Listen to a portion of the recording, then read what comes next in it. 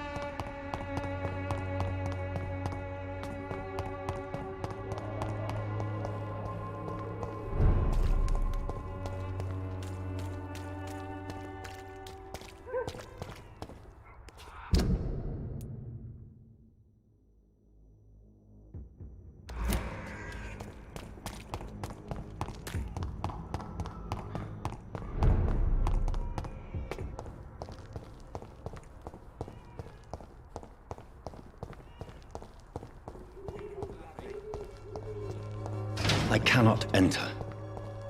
I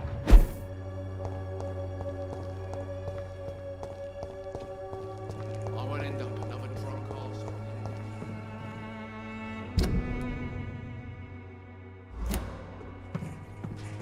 It's all a bloody joke to you, innit? Stealing drugs from the sick When and science suffering. fails you, this elixir will give you faith again. Good evening, miss. Good evening, sir. Are you interested in a miraculous cure for this unknown and deadly epidemic? Actually, I am. Then you have come to the right place. The famous Swanborough cordial is all you need to help keep you in perfect health. Oh, really? Why didn't I hear about it during my studies? I'm Jonathan Reed, by the way. Dr. Jonathan Reed. Ah, my brother has spoken of your research, sir. I'm Loretta Swanborough, and it's always a pleasure to meet a fellow healer.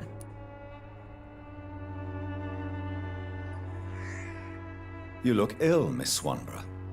I wonder if your concoction will do the trick. I'm perfectly fine, thanks to my miraculous elixir. You, on the other hand, look pale and tired, Doctor.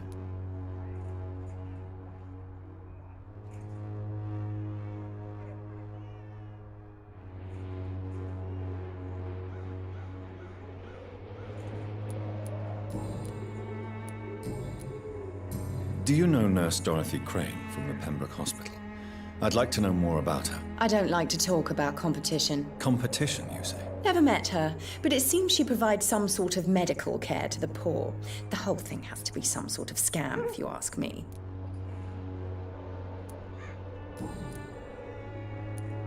Tell me, who intrigues you most in Whitechapel? The region itself is something to see, but I would say Camellia the mute florist who gives away her flowers.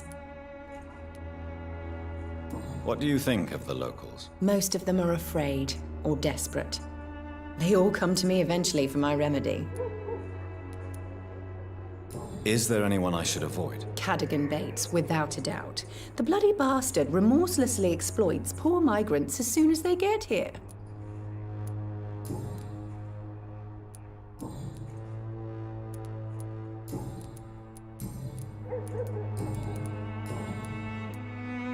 I'd like to see what kind of medicine you're selling.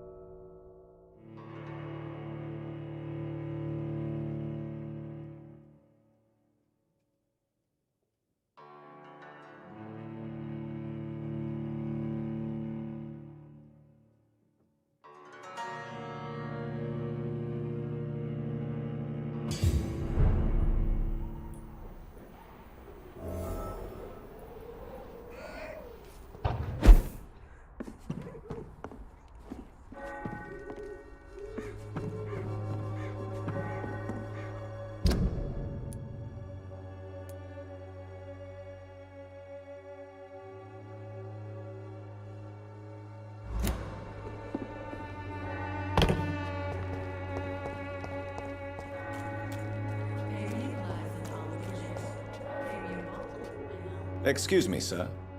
I have a few questions for you. Another journalist? I didn't answer the first one, so piss off! I'm not a journalist, I'm a doctor. A doctor, you say? It's quite a rare breed in this part of town. Really? But still, here I am. Dr. Jonathan Reed, at your service. I'm Joe Peterson to some, but Colossus Joe to most. And I don't remember asking for your service, sir. Can I offer you my medical expertise, Mr. Peterson? The name is Colossus Joe. I don't get sick.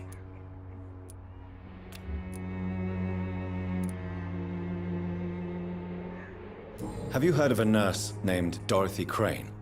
She's a colleague of mine, and is supposed to live around here. Dorothy Crane?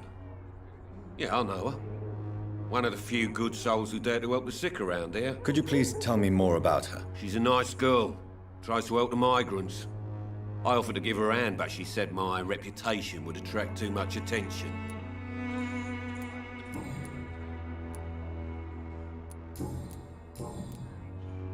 May I ask what you do around here? I do whatever I want, and sometimes even more. Now sod off. According to you, physicians are scarce in this part of town. Why is that? Not familiar with this neighborhood, are you? I guess your fancy colleagues are too afraid of being stabbed in the back. This part of town does have quite a reputation.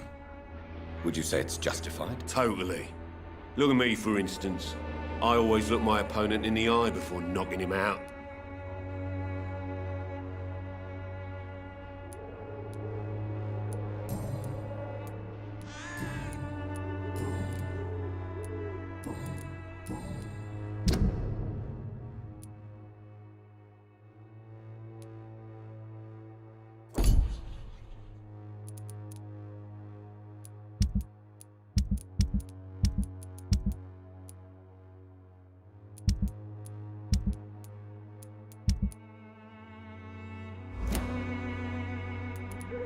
Goodbye, Mr. Peterson.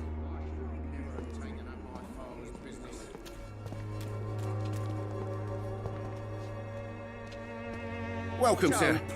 Please take a browse of my wares. I am Dr. Reed. I would like to ask you a few questions, if you don't mind. Doctor? Interesting. I'm Barrett Lewis. Usually I don't have time to waste with talk, but at this hour of the night I can hardly refuse. Have you heard of a nurse called Dorothy Crane? Nurse Crane? So the bitch really is a nurse, then? Always thought she was just some crafty foreigner, that one.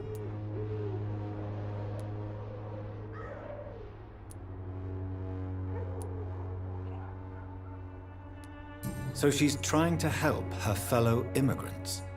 Why would that make her a villain? Dorothy Crane ain't even a real name. Something like Dorothea Craniu. Something like that. Came to England fleeing the war, I was told. That doesn't explain why she irritates you so much. Your precious Nurse Crane gives away medical supplies and prescriptions for free.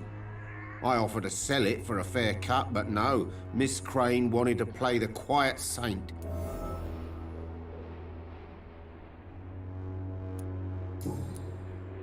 How is business around here? Business? I had no business. Between this racket, theft, and customers getting scared, I'm losing money every day. I see. Sounds like you blame someone in particular for your situation. It's no secret Joe Peterson spends his time harassing merchants. But with me, he's trying to put me out of business once and for all.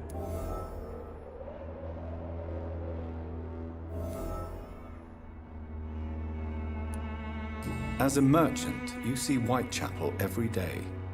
Have you noticed anything out of the ordinary recently? What you mean besides the epidemic, the war, and all the usual crap? As long as I can remember, this part of town has been a bottomless pit, and no sign of the bottom yet. Violence is increasing in the borough. Yeah. A few nights ago, some blokes jumped me. Came out of one of the condemned workshops. Fever, madness, something like that. Where did this happen? Why did you go there? In the closed workshops nearby. I worked there as an apprentice in better days. Now I only go to find trinkets or tools. Too bad I was mugged, though. There was good money in that little box of loot I lost. Have you been hurt? No, but that's only because I ran like hell. Those men were raving lunatics, I tell you. Not even able to speak anymore, just screaming.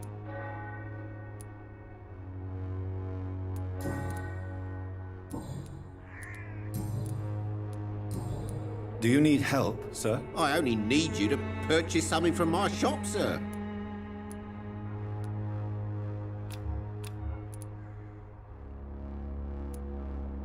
Goodbye for now, Mr. Lewis.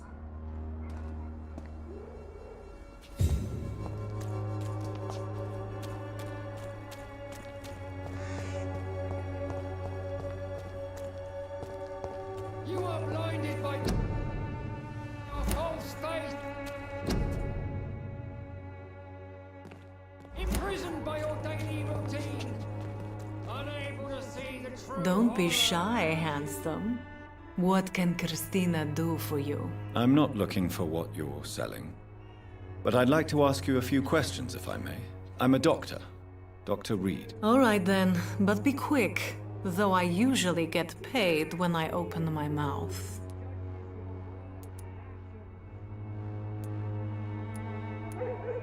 Do you know Nurse Dorothy Crane from the Pembroke Hospital?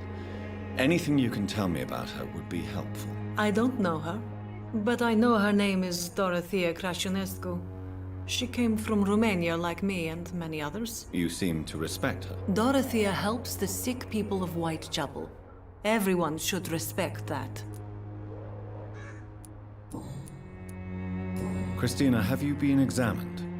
The epidemic is spreading fast in London, and you could be exposed, or expose others. I don't like doctors or hospitals, but I don't like you asking questions.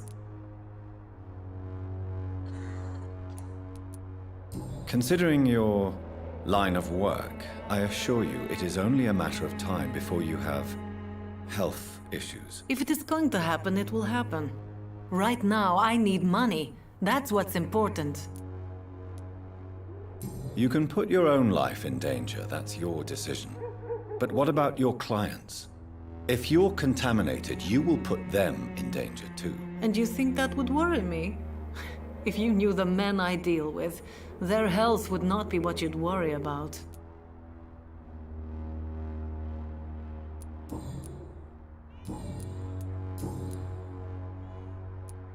Tell me about yourself. Are you joking with me? People don't usually come to see me for conversation. I have no interest in your work. I am, however, curious as to what led you into this career. Short story. The war, exile, and England. This country is not especially welcoming. I've been refused many jobs because of where I am from. I had few options left.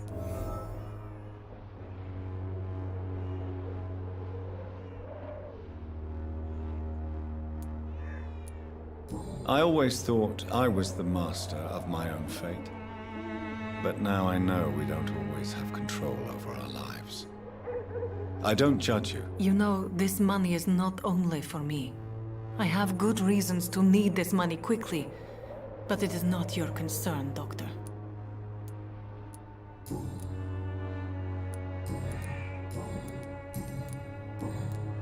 Goodbye, miss. Take care of yourself as best you can.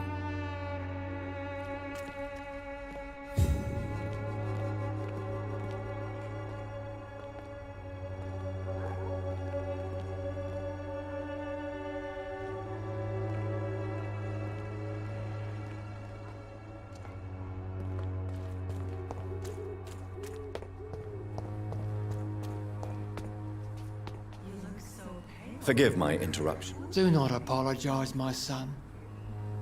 Father Tobias Whitaker is always happy to teach mortals about the incoming Armageddon. I am Dr. Jonathan Reed, and I just have a few questions. A scientist?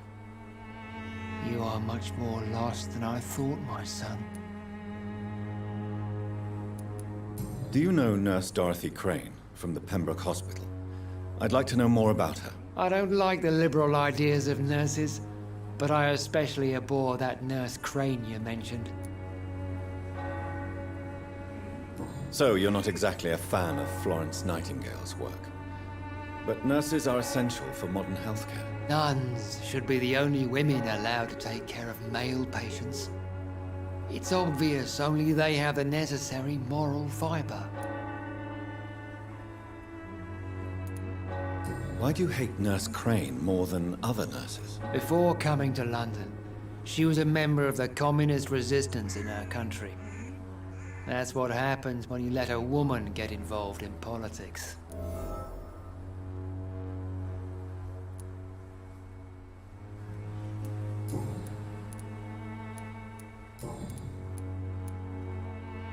What do you mean when you say that I am more lost than you thought? All scientists are entangled in a world of causes and consequences, and most of them can't see the plain truth. Quite a judgmental opinion, if you ask me. But what do I know? Blinded by science as I am. But you are seeking answers, aren't you? Answers about the Armageddon about to strike the city. Answers about the hidden truth.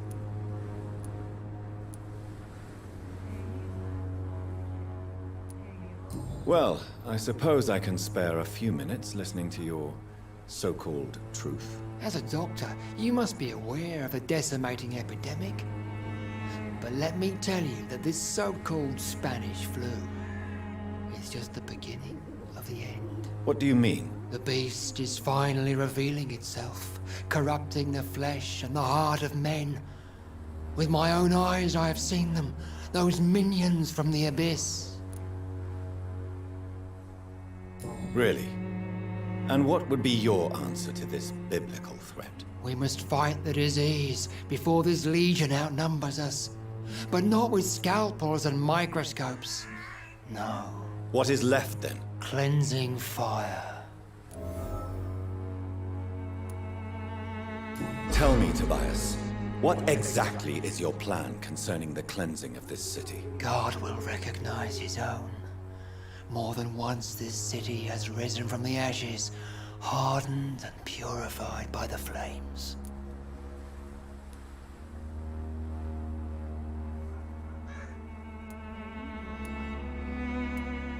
Fire is just the instinctive answer of a caveman facing something he does not understand. This is the 20th century. Your lack of faith is predictable. But my task is to convince rational minds like yours to see the light. This is God's will. You're mad and dangerous. You're nothing but a soulless butcher. A small-time Torquemada. The Savonarola of Whitechapel. My son, if you think salvation is a free gift, go listen to the lies of that pompous fool, Joseph. Joseph, a fool? Vicar Larrabee of St. Mary's Church. While he continues preaching his fraudulent redemption, more and more people die in the streets.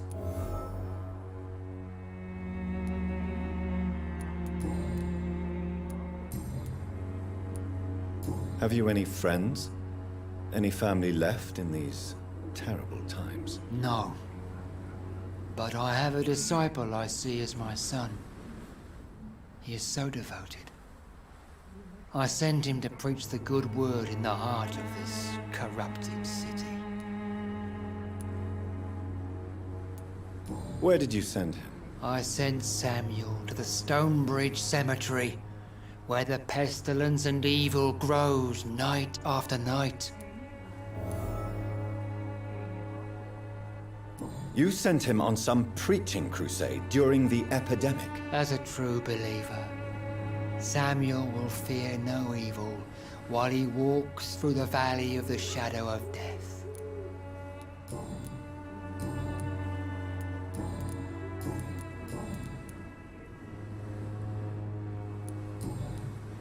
I have heard enough for tonight. Goodbye. Здорово, или купить здорово.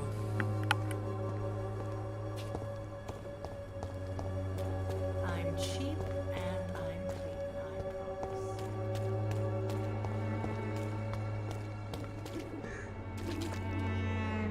promise. Excuse me, sir. Are you familiar with this part of town?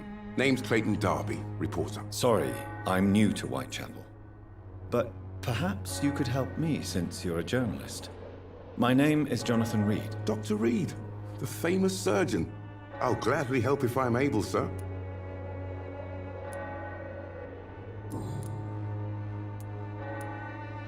Why are the newspapers keeping silent about the Spanish influenza? It's as though none of you care. There's a war going on. People shouldn't be demoralized by news of deadly diseases.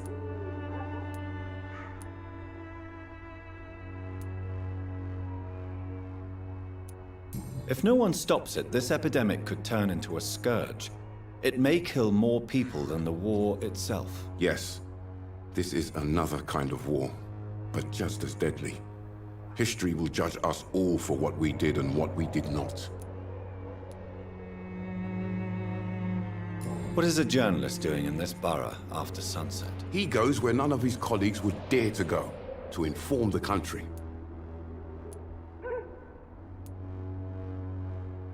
So you risk your life to reveal the truth. I saw many reporters do the same during the war. Whitechapel is the crucible of so many untold stories and tragedies. I want people to know them. That's quite honorable of you. But is the public interested? Not at all, sir. And that's why I'm an independent journalist, hoping to sell some stories. Спасибо тебе.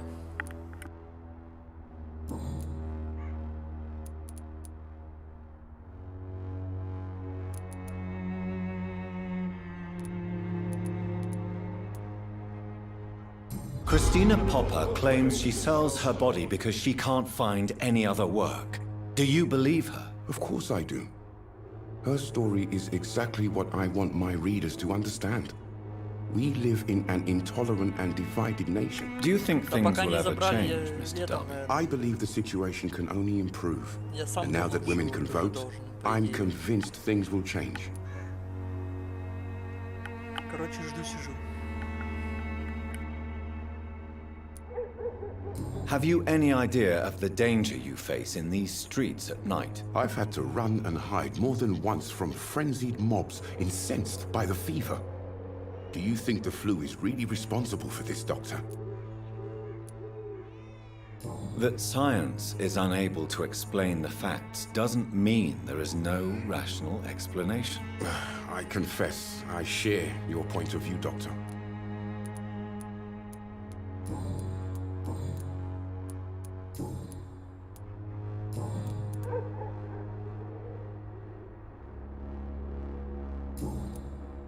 Goodbye, Mr. Darby. Farewell.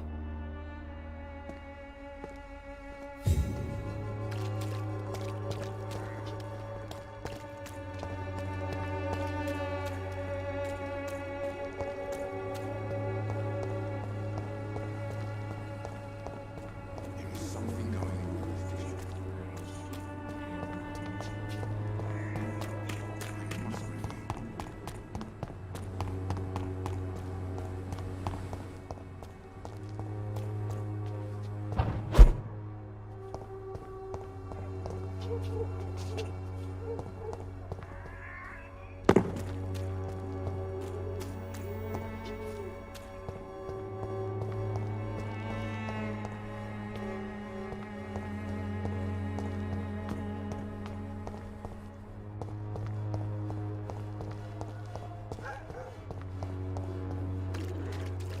It's locked, all right.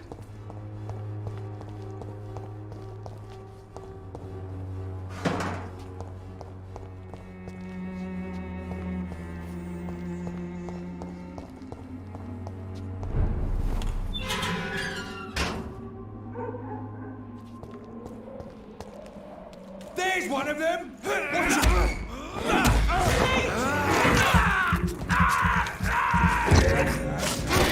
Roll back to the hell that spawned you!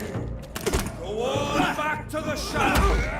Take a breath of this! That leech is fast!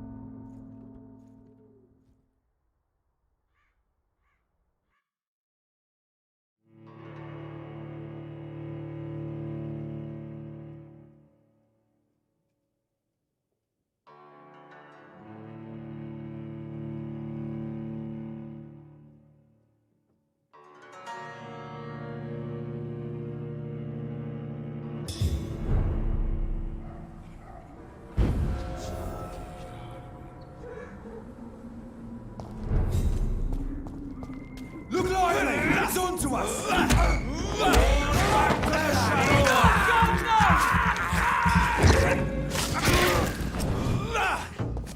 I order you to step back. Eat this!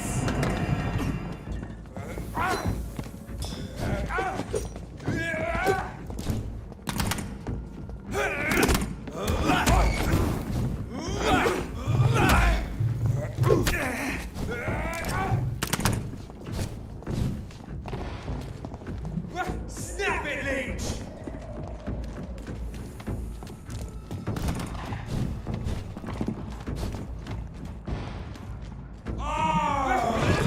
Smart! Stay back, beast!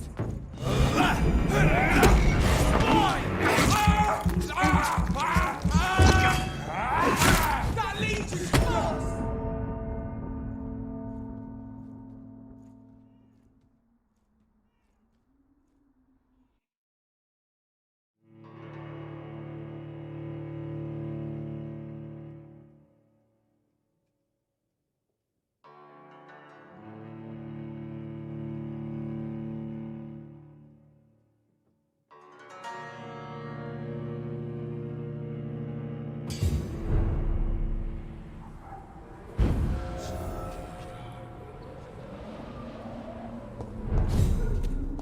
It's a leech!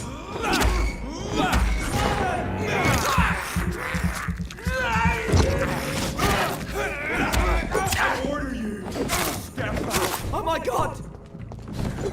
Christ! He's dead! Roll back to the hell that spawned you!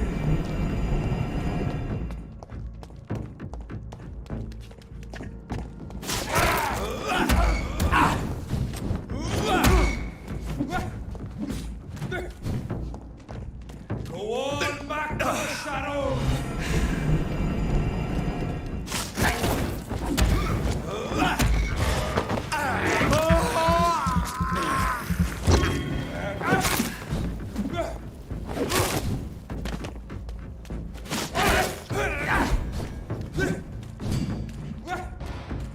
I order you!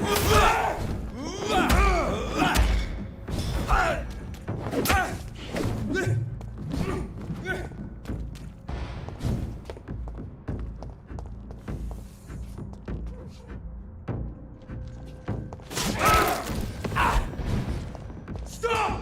Vampyr!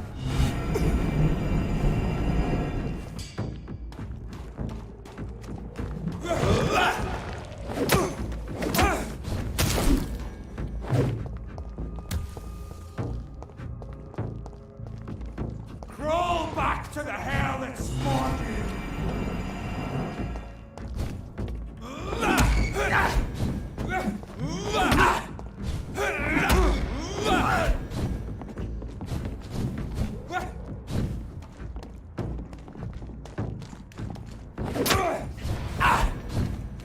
God walks with me!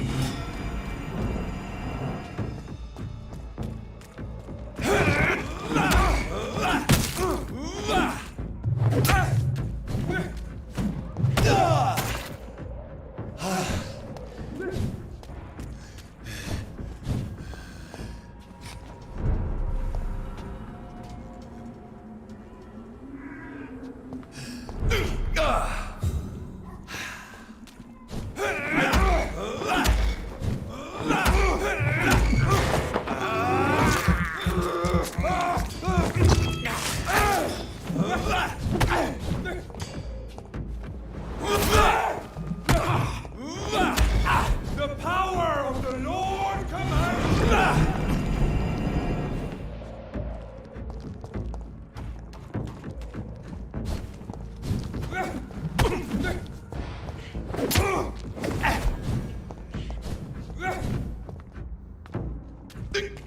Crawl back to the hell that spawned you!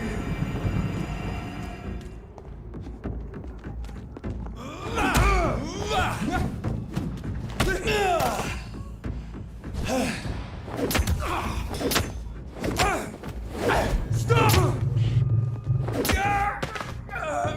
This man stunned me with his faith. His crucifix. This is not good news.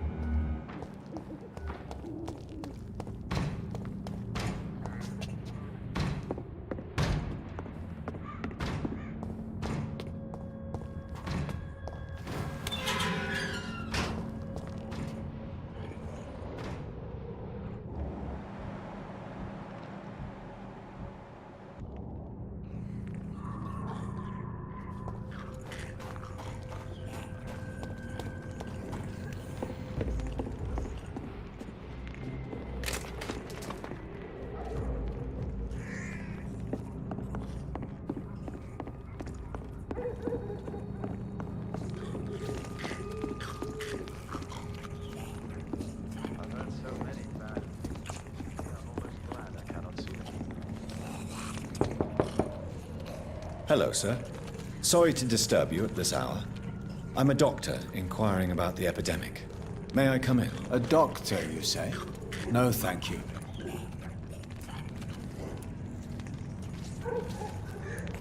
All right. I shan't insist. Goodbye for now, sir.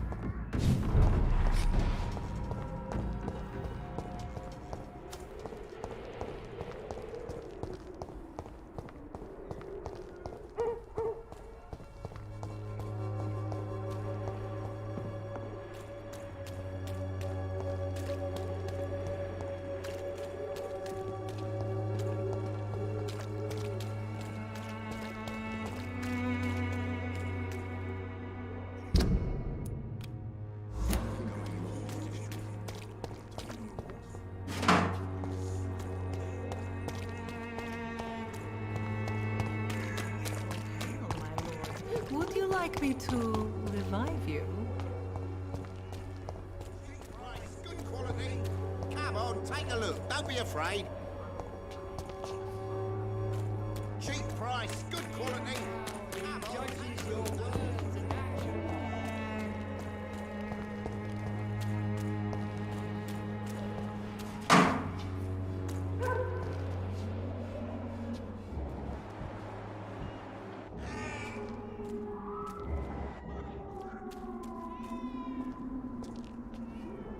Smells like rotten meat. One near, I know it.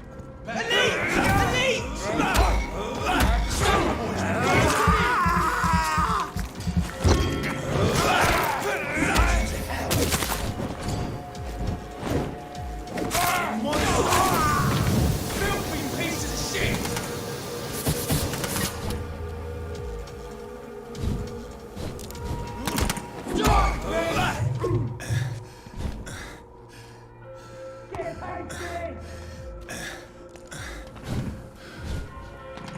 I'll send you to hell!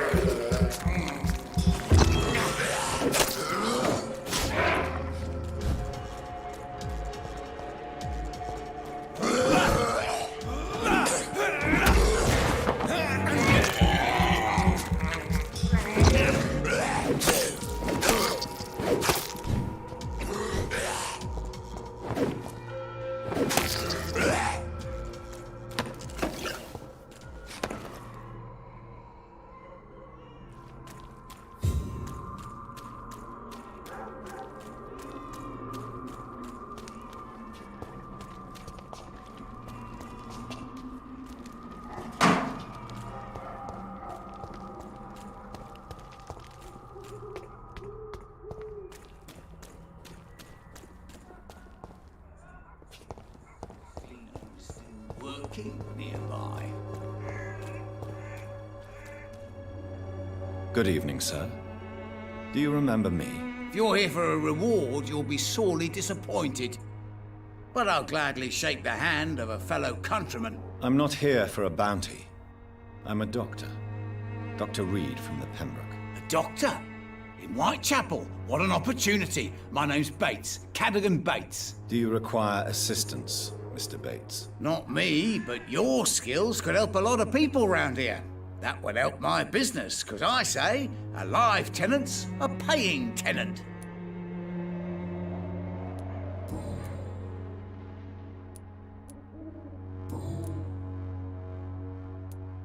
I'm looking for Dorothy Crane. She's a nurse. What can you tell me about her? Dorothy Crane, bless her soul. I really should thank her someday. Has she treated you? No. When I need a checkup, I'd go to a bloody doctor, not some back alley clinic full of sick foreigners.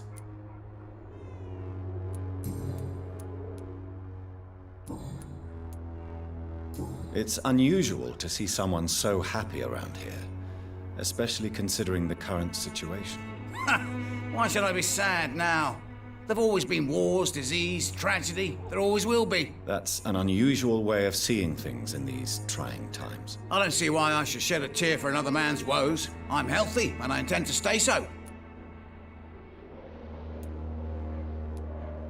What help could I possibly be to your business? That's simple. I already get good money from all those fleeing the war. Can you imagine what they'd be willing to pay if I could offer medical assistance too? Mr. Bates, do not make me regret saving your life in this quarantine zone. I understand, Dr. Reed, you're from a good family. Don't want to get your hands dirty.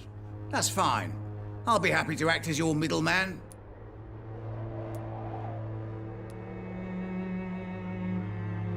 I've no interest in money. Perhaps one night I will visit you and take what I require. If that should happen, there will be no need for a middleman. So it's a no then. That's too bad. The Reed tonic could have really helped people, you know, saved lives. Isn't that what you do? I mean, people buy that Swanborough shit. Tell me, what's your honest opinion of the increasing violence in London? People are just beginning to discover what we've always known. This city's rotten to the core. They just took their bloody time to wake up and notice it. What do you mean? People are acting like the violence is news. But it's always been savage down here. It just bubbles to the surface every now and again. What is your business, exactly? I offer fair lodgings for a modest price to the poor and weary of Whitechapel. I see.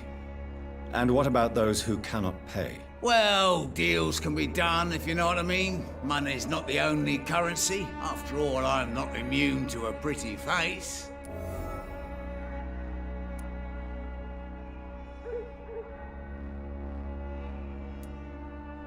You obviously place yourself above the misery of Whitechapel, but you are as repellent an individual as I have ever met. Begging your pardon, I thought you was a man who could appreciate the complexity of the modern world. Things ain't just black and white, you know.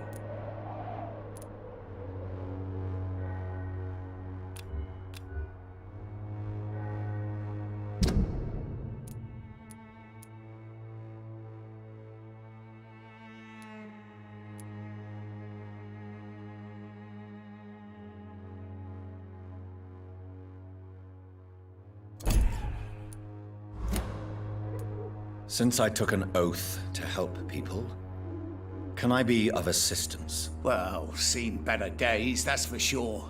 But it was bound to happen with all these refugees about. Infecting you is probably the last thing on these people's minds. Take this, in any case. What? You give me this for free? Don't have a clue about this place, do you? I'm looking... Dorothy? Tell me truthfully, why are you so thankful? By keeping my tenants alive, she's making me a rich man. Every month they live, it's more coin in my pocket.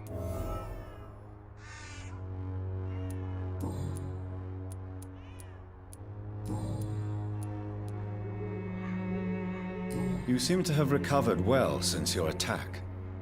Do you ever think about what happened to you? Not much. It was a fucking nightmare. Savages, absolute bloody savages. Their appearance. Jesus. It made me want to puke. You'd better not come back here. I won't be around next time to save you. I want to know everything about the recent violence, Cadogan. And I want the truth. Well, rent may be a bit high, and yeah, I've had to evict a few people. But that's business, isn't it?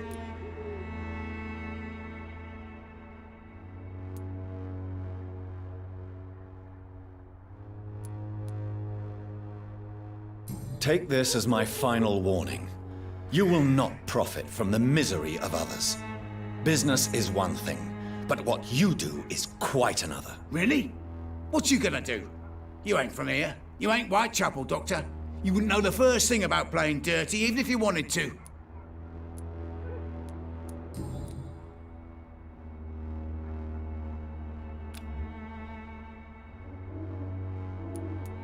Goodbye, Mr. Bates.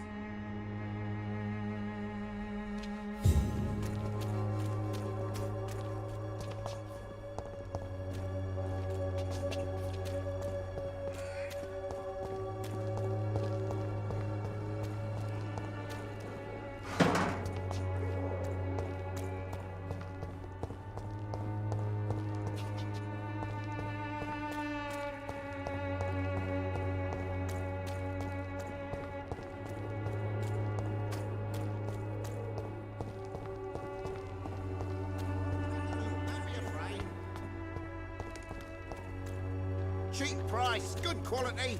Come on, take a look. Don't be afraid.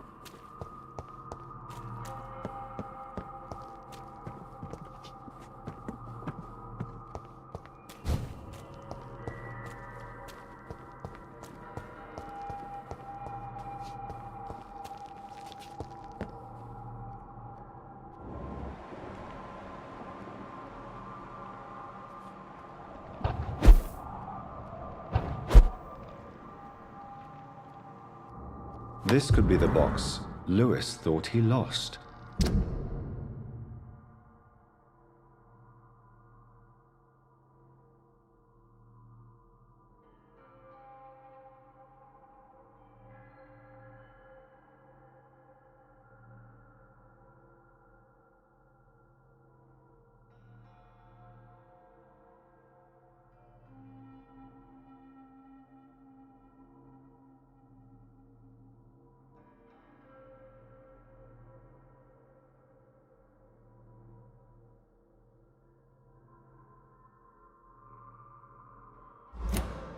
A love letter from Joe Peterson's wife, addressed to Barrett Lewis. Who should I give it to, I wonder?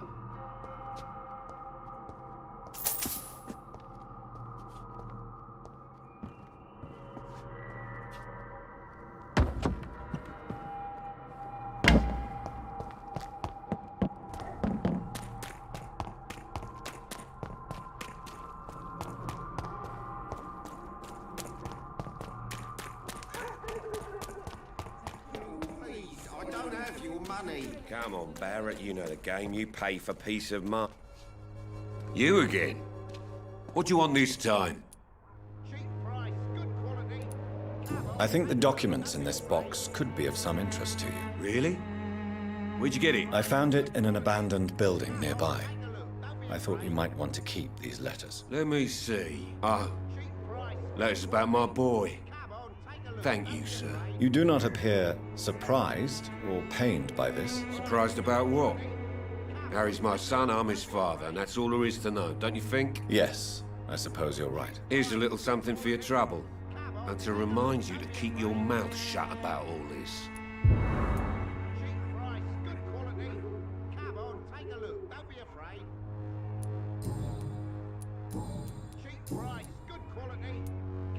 How did you become the local bully everyone is afraid of, Joe? There's no pride in roughing up poor bastards. But this is the only job I've found. And it pays well, too. A job? So you're racketeering for someone else? I got enlisted by the Wet Boot Boys, a gang from the docks. I'm their muscle for their dirty work. Most people don't become thugs when unemployed. This is a choice you made. I don't care what you think, sir. I do what I have to do for my own reasons, and that's that. I'm not sure Mr. Lewis would agree with your by all means necessary philosophy, sir. Oh, do you really think he's the poor victim here? Barrett can be as sneaky as anyone. Long ago, I even called the bastard my best friend.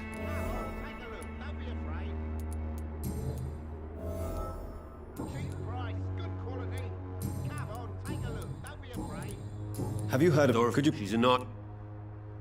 Goodbye, Mr. Peterson. Come on, take a look. Don't be afraid. Cheap price, good quality. Come on, take a look.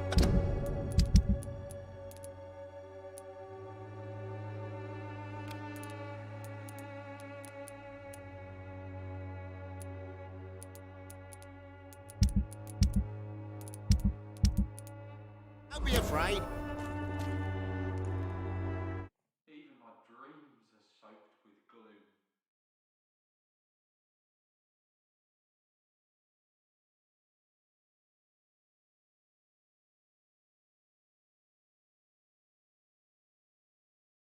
Fancy buying something, sir? You never lose your focus, do you?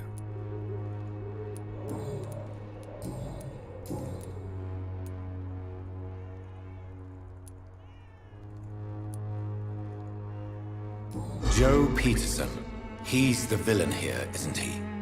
But you seem to know each other. I'd known Joe for years. I saw him box once or twice. He was a friend then.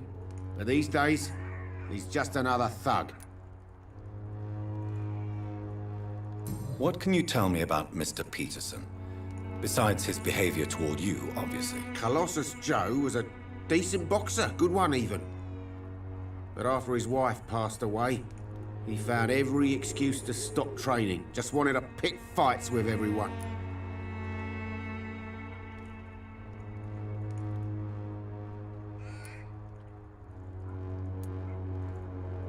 It's never easy to find a new path in life, especially after the loss of a loved one. But crime is certainly not the best option. We've all had some rough times, ain't we? But most of us don't use our fists to see us through. And no one has ever stood up to this thug. Nobody would be fool enough to stand against a wet boot boy. Barrett, you had an affair with Joe's wife, didn't you? Yeah, I did. She's the only woman I loved. My first regret is that she stayed with Joe after Harry was born. The second is I never shed a tear when she died. Do you mean you're Harry's father? No one will ever know for sure. And it's better that way. And I don't believe I'd have been all that bad as a dad. Did you ever try talking to Joe? Never. But I suspected he knew everything, even without knowing it. And he decided to make me pay in his own way.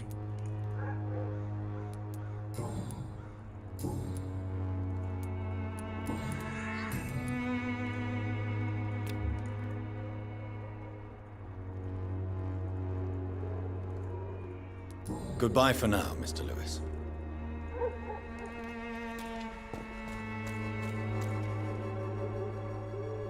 You again?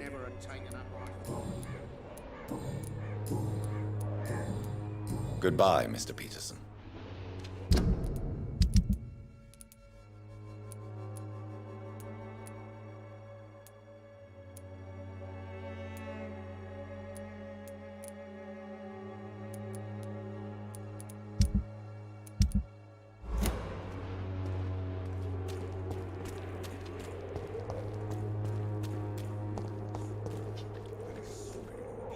Good evening, Kristen. Shane.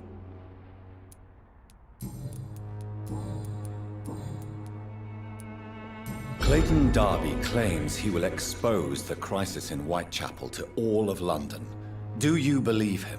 I believe Clayton's courage will erode with time, until he finally leaves Whitechapel to start another fight somewhere else.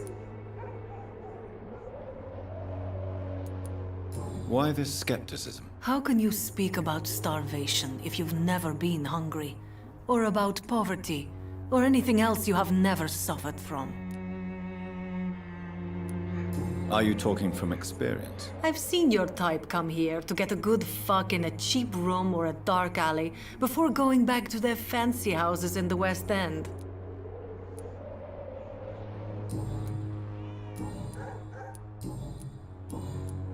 Goodbye, miss. Take care of yourself as best you can.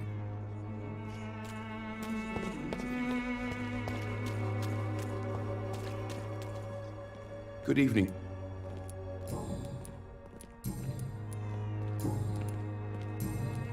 Goodbye, Mr. Darby.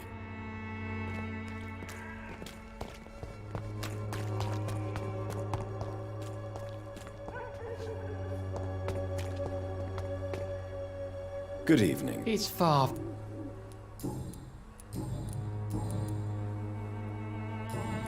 I have heard enough.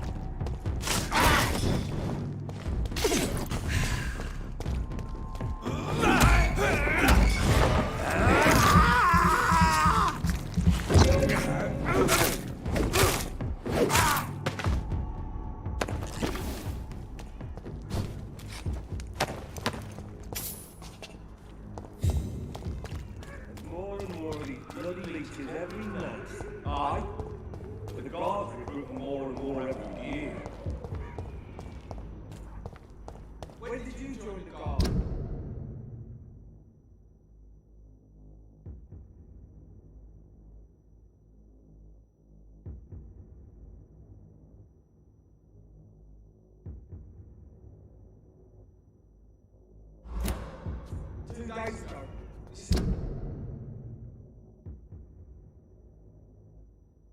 My first patrol.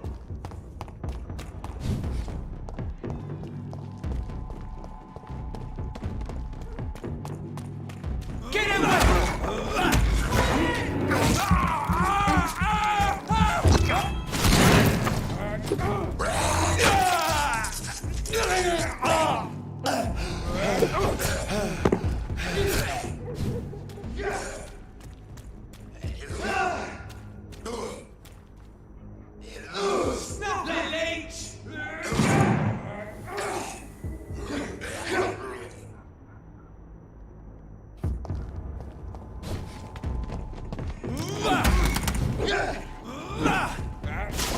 Filthy fucking beast! Steady boy! He's got one of them! Don't take a shit! You're mine!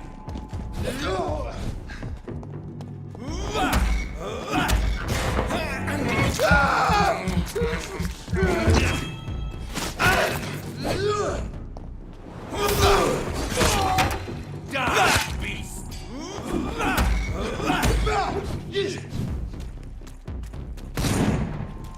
I'll put an end to you!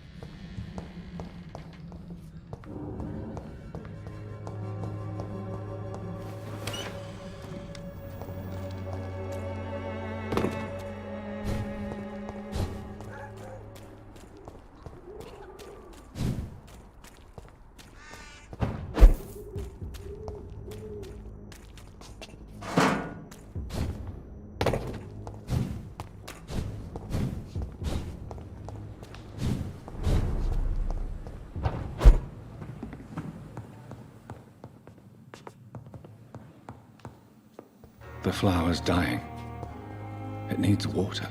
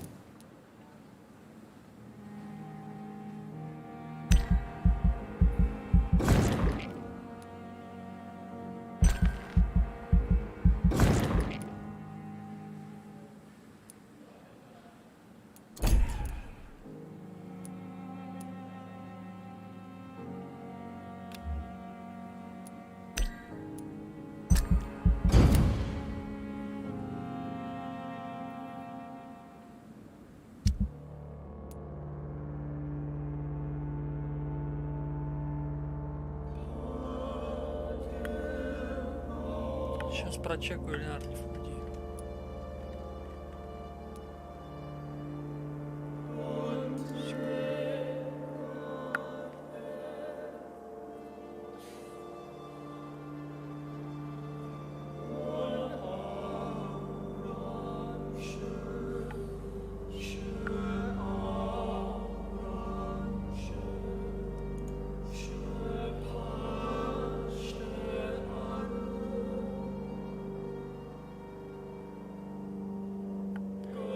Ну давай после, попозже пойдем.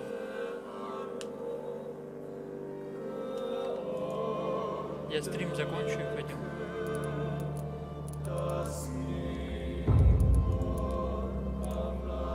Через полчасика, может.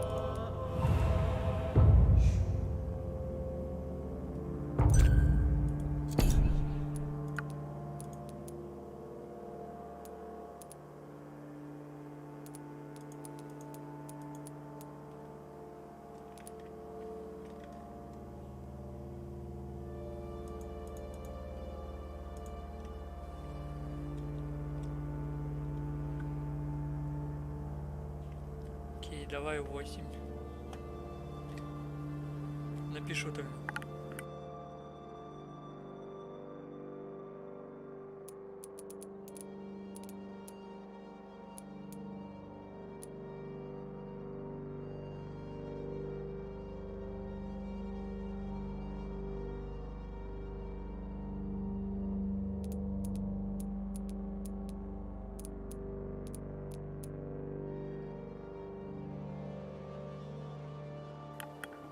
Говорю, давай 8 напишу тебе тогда.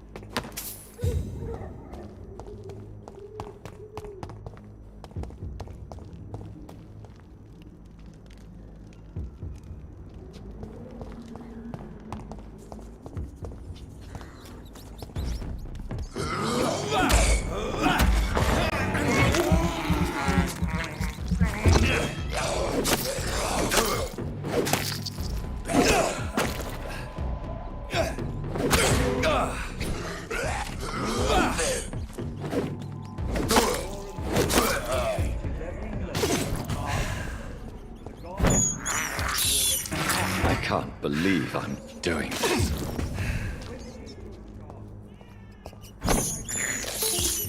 I have this thirst for blood. He's mine! I'll take it!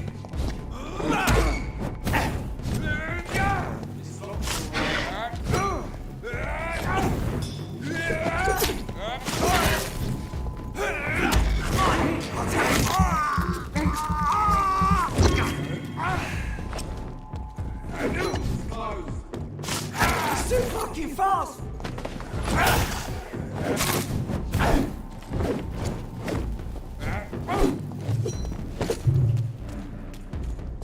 Die, vermin!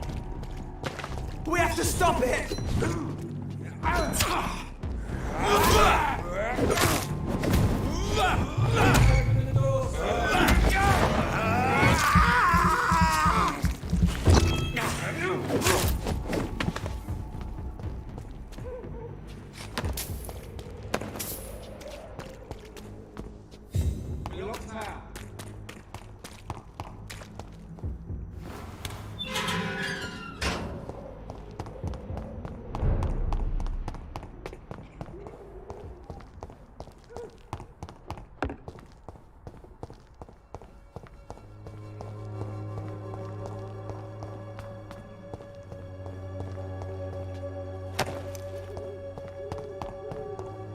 The Swanborough cordial can be the answer to all your problems. As long as you have the money. Good evening, Benjamin. Can I help you? I'm afraid not, Mr. Reed.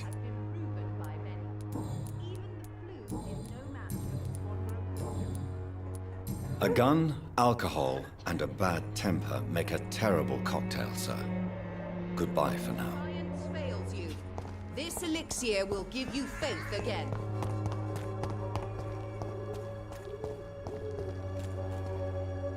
Mr. Bates. Evening, Doctor.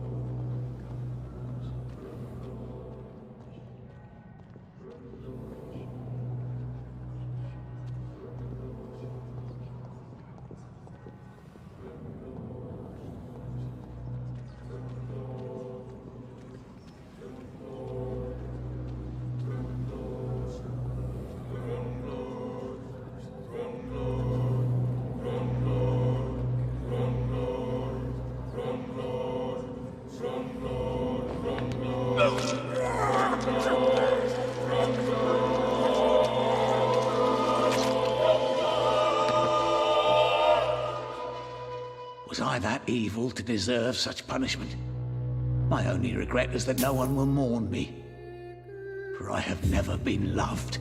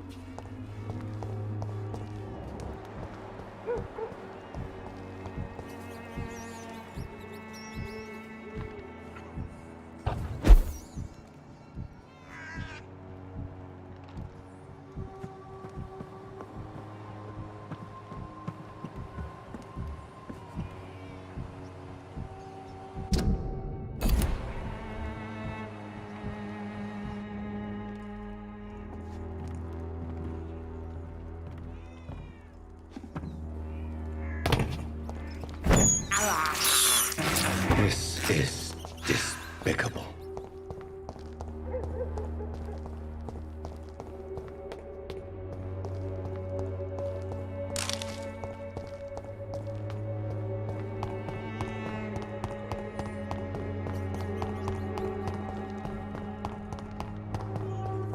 Is no match for the Swanborough Courier.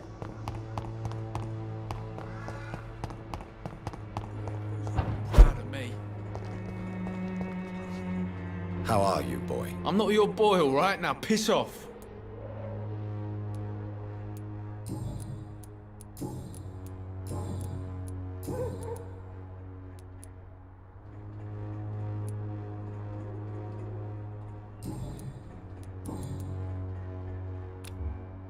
Do you need assistance? Please. Feeling tired these days. There you go. Let's hope nobody steals it from you. Very funny.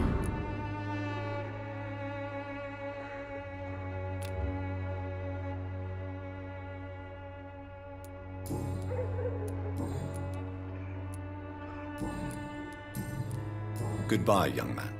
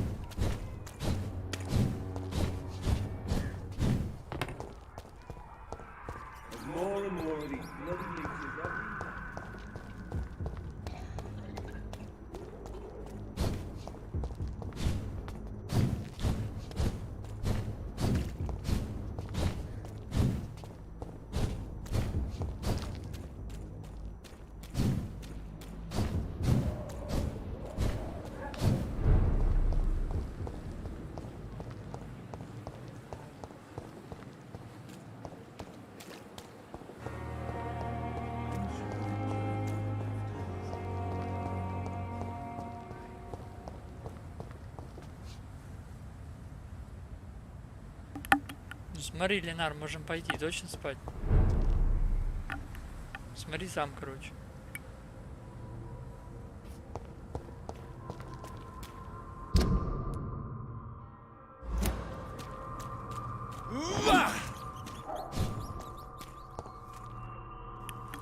Мы если пойдем туда, то это надолго, там не быстро. Часа 2 точно.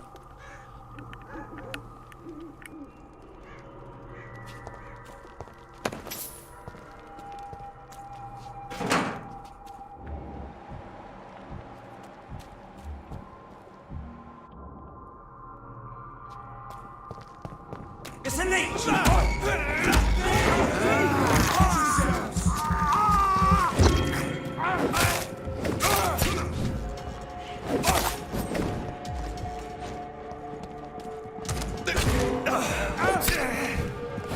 Oh my god! Oh Christ!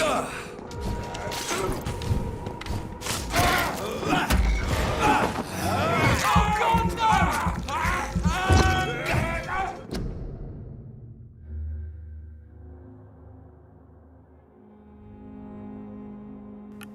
Тогда давай, доброй ночи. Тогда завтра сыграем. Или когда ты там будешь свободен.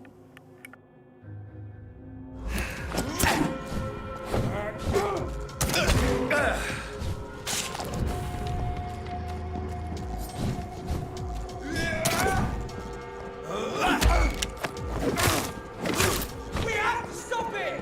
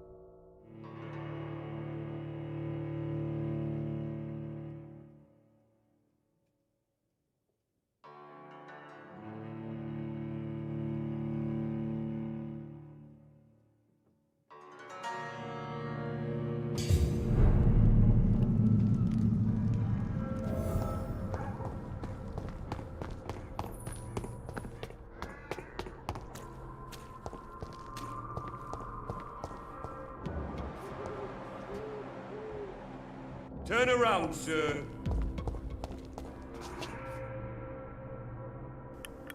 В плане, о чем мне с мышкой? Ow! I'm talking to you, you twat! А что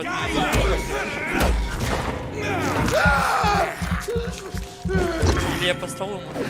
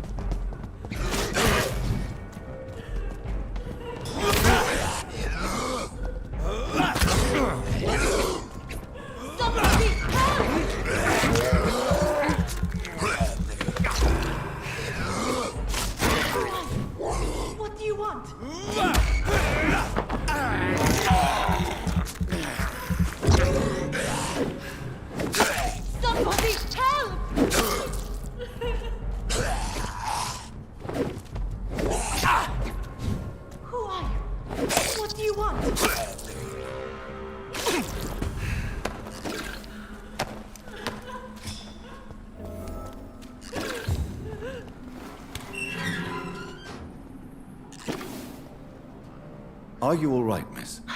I don't know. Who were those people?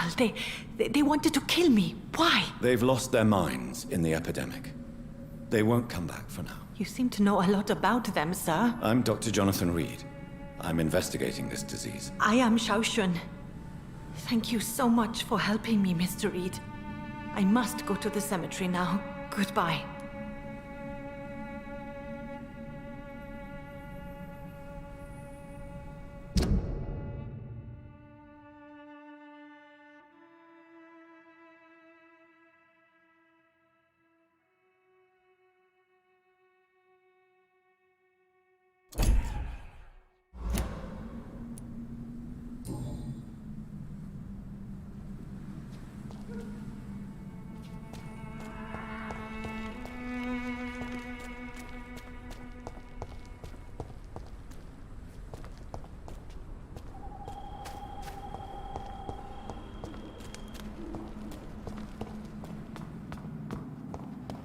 It's locked, all right.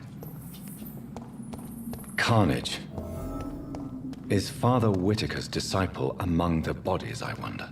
This man's far too old to be Samuel. No. By the look of his clothes, this man's a docker. Samuel isn't here. I had better follow the blood trail.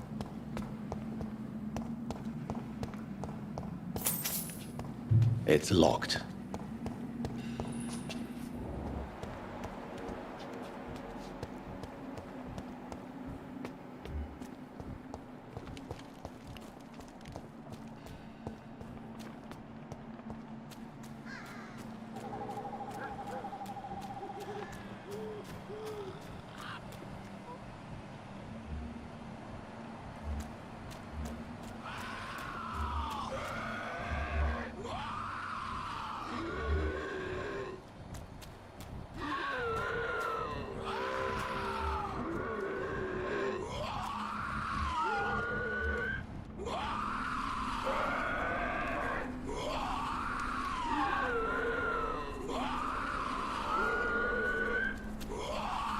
As I feared.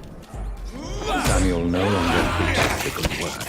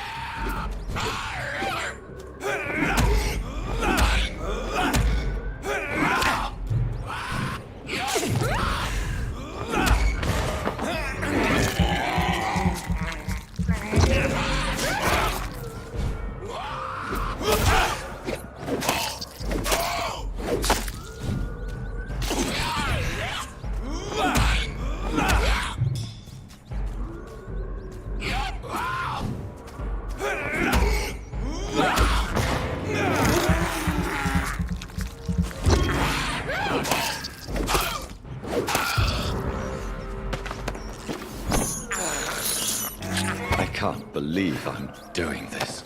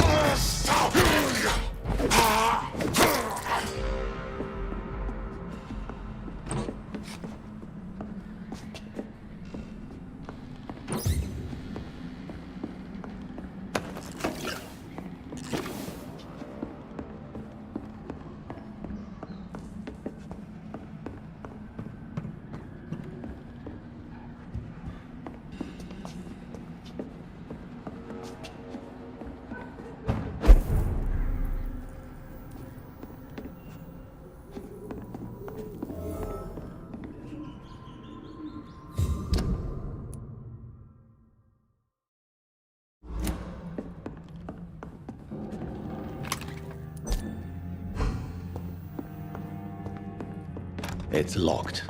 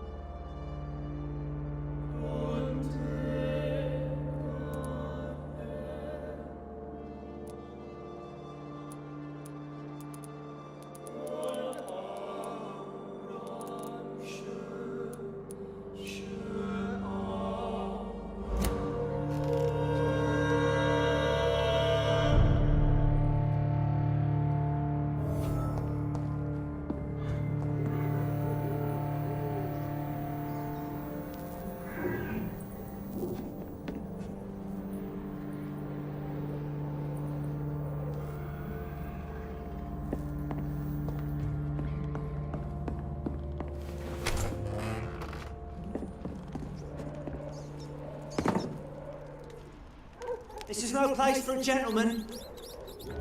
Are you deaf? See them fancy clothes? It's what they're for.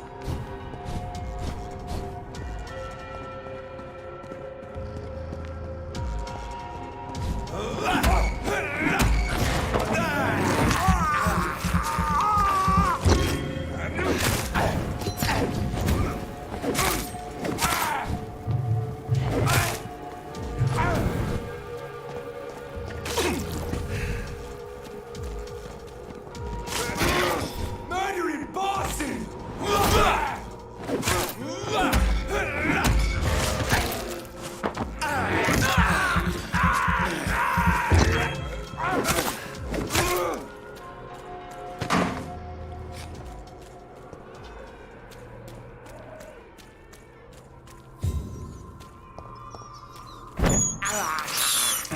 This is despicable.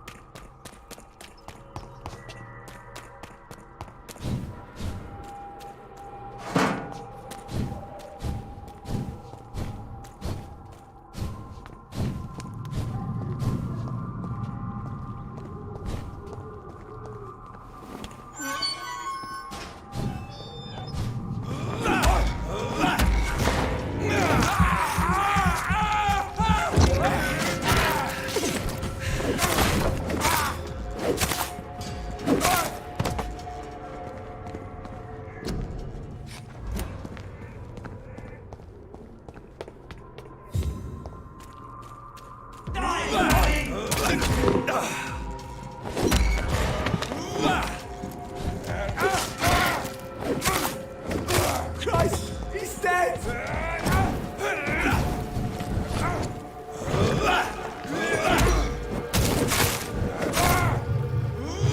Watch yourselves! He's one of them! Bloody leech!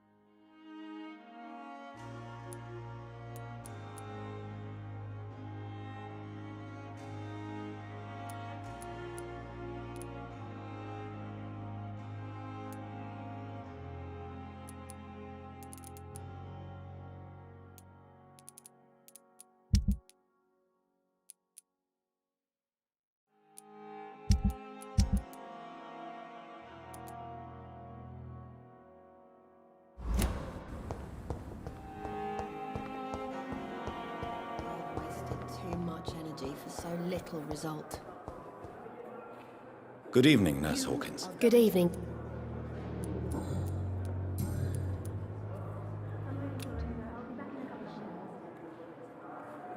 Do you need medical help yourself, Nurse? I'm fine, really. I just need to sleep.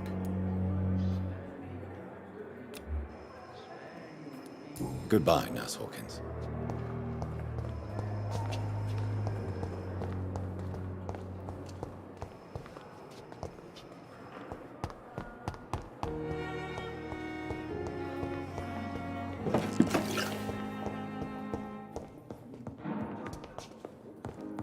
always knew the words to calm the children, Helen.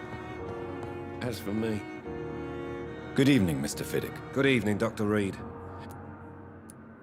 Is there anything else that's bothering you? Can I help in any way? Really?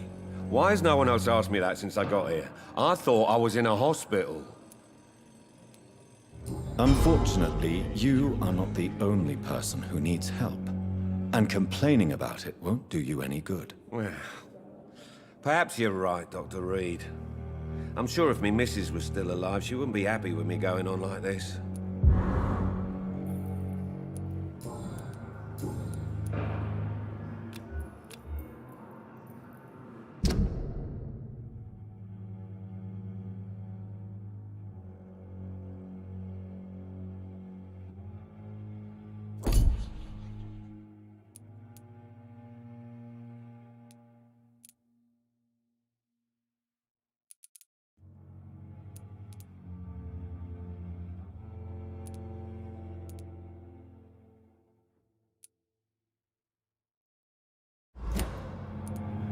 Goodbye for now, Mr. Fiddick. I'll see you later. Oh, sweet girl. Reads me like a book. I never could keep anything from her.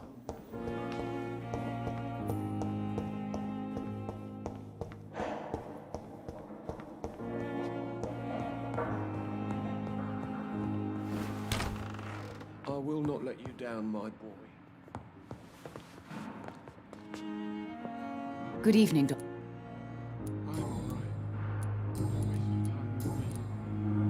Do you require medical attention as well, Mrs. Goswick? Do you know you're the only one who's asked me this? No, I don't feel well, actually. Despite what you think about this place, I can tell you with absolute certainty, taking this will help you recover. Well, at least your reputation seems well deserved. Unfortunately, I can't say the same for this hospital. Goodbye, Mrs. Goswick.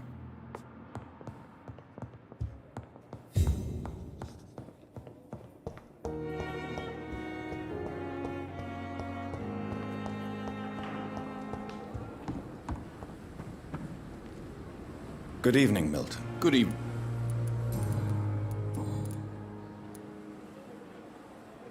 Do you need any medical help, Milton? I'm afraid Our job brings... That's easy for you to say, Doctor.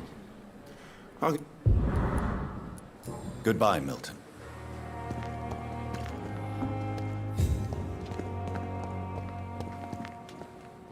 Good evening, Nurse Brannigan. Good evening, Doctor.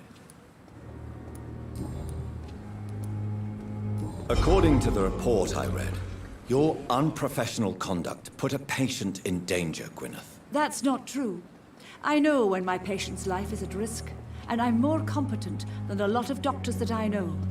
Problem is, I'm a woman. I don't see what your gender has to do with your abilities, Nurse. Yes, nurse. Because I'll never be a doctor, no matter what my skills. I could make a decision that could save a life, but oh no, that's unbecoming conduct. Have you heard of Elizabeth Blackwell? She was the first woman listed on the UK Medical Register. Change is slow, but it will come. And you will always have my support. To have the right to study shouldn't be determined by sex, skin, or wealth. That's all I'm saying.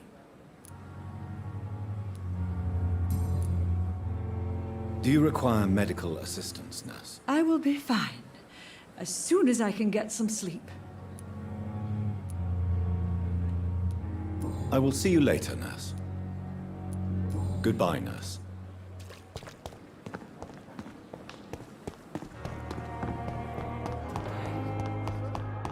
See you again.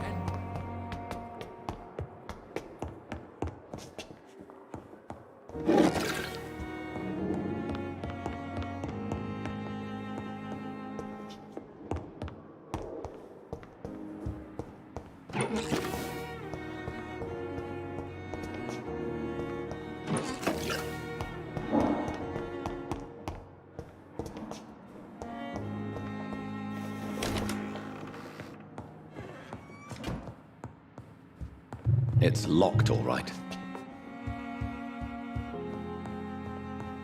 It's locked.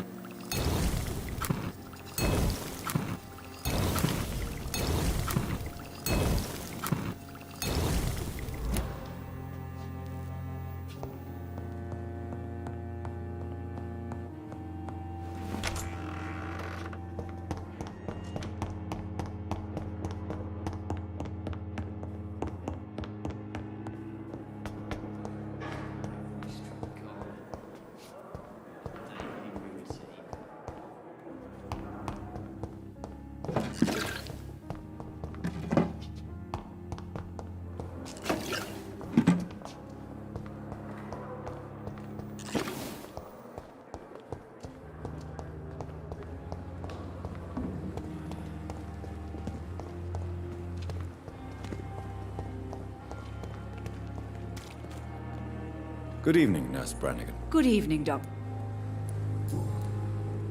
Do you require medical assistance, Nurse? I will be fine. As soon as I can get some sleep. Nurse, you won't be able to help people if you're sick.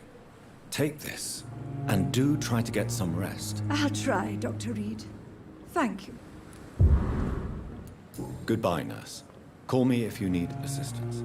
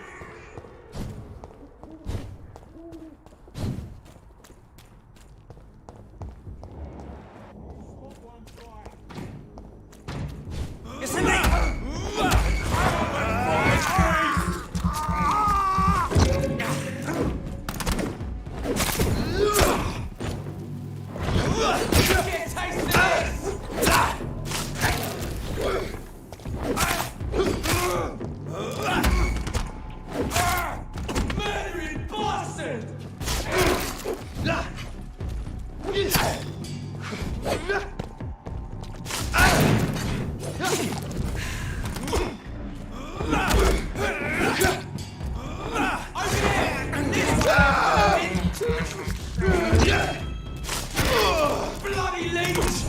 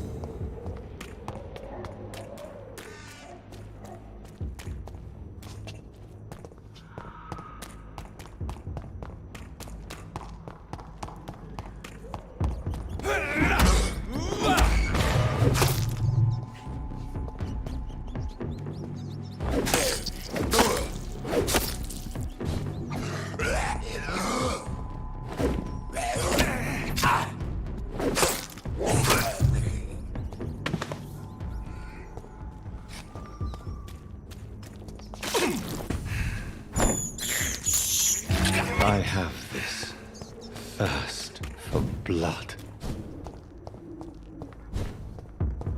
Mine! I'll take it!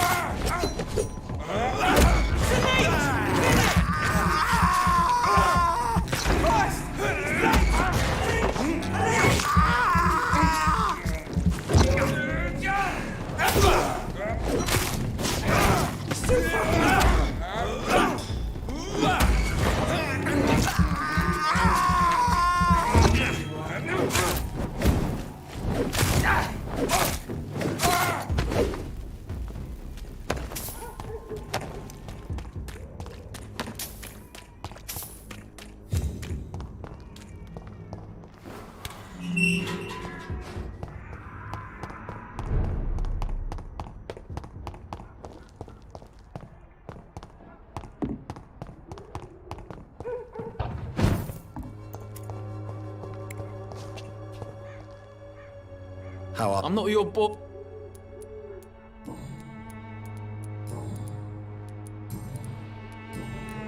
Goodbye, young man.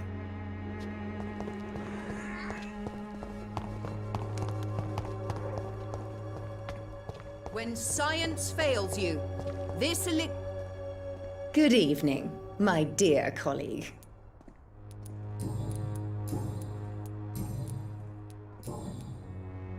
You look ill, Miss Swanborough. I wonder if your concoction will do the trick. I'm perfectly fine, thanks to my miraculous elixir. Goodbye, Miss Swanborough. Perhaps we'll talk again.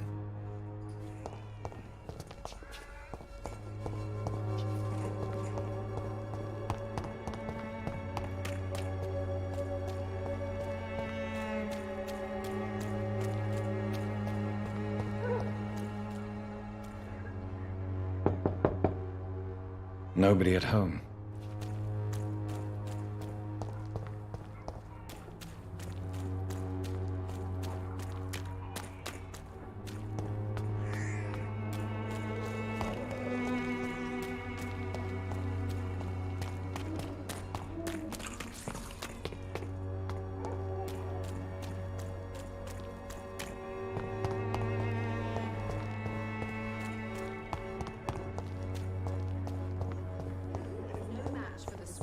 cordial.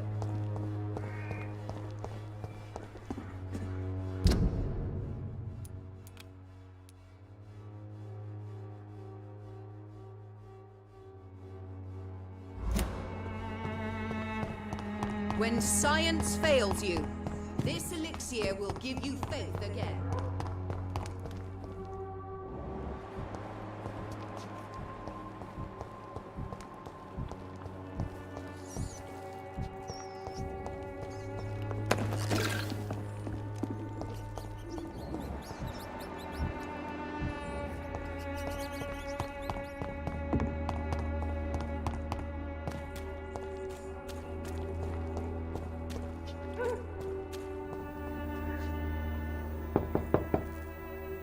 Hello, young man. I'm Dr. Reed, and I would like to ask you a few questions. May I enter, please? Sorry, no, sir. My father does not like people entering our house, you see. Your father is worried about you, boy. He asked me to look for you. So my father actually worries about me, then? Okay, then. Come on in. I'm Harry, by the way. Is there only pain and suffering in this world? So, may I ask you a few questions? I'm not bothered. What could be worse?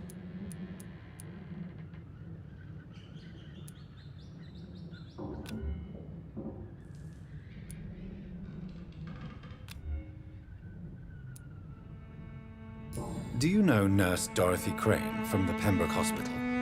I'd like to know more about her. Yes, I know her. She came here to examine me when I was very sick. She said I should go out more. How do you feel? I'm fine. I mean, it's not easy every day, but I'm fine. I'm just tired of being sick all the time. If only I could be tough, like... well, you know.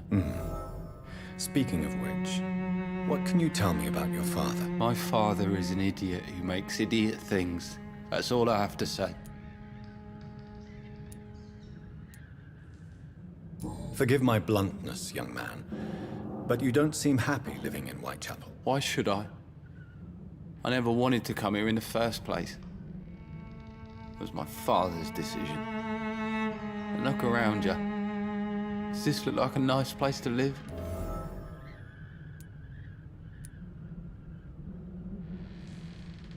You have a roof over your head, a place to call home. Many people here are not as lucky, you know. That's exactly what my father says. Harry, you should be grateful for what you've got. I wasn't even consulted when we moved here. If life here is so terrible for you, why don't you just leave this place?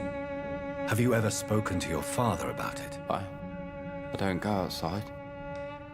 It terrifies me so. I went outside once without my father noticing and I saw terrible things. Bloody and frightening things. So that's why you stay at home all day? For fear of the epidemic? I'm not afraid of disease or death, Dr. Reed. It's the living I'm afraid of.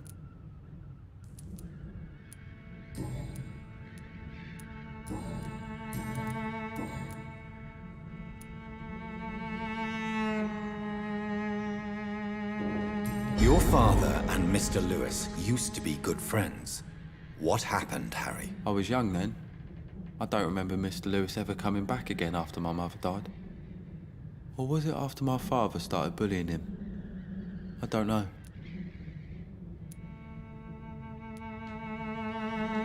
Have you tried speaking to Mr. Lewis about it? I don't go out often, but yes. And he scolded me and told me to leave him alone. I guess my father frightens him too much. But you are not responsible for your father's actions. Am I not? Dad always says that he joined that gang for my safety. So if I wasn't born, people wouldn't be worrying about Colossus Joe.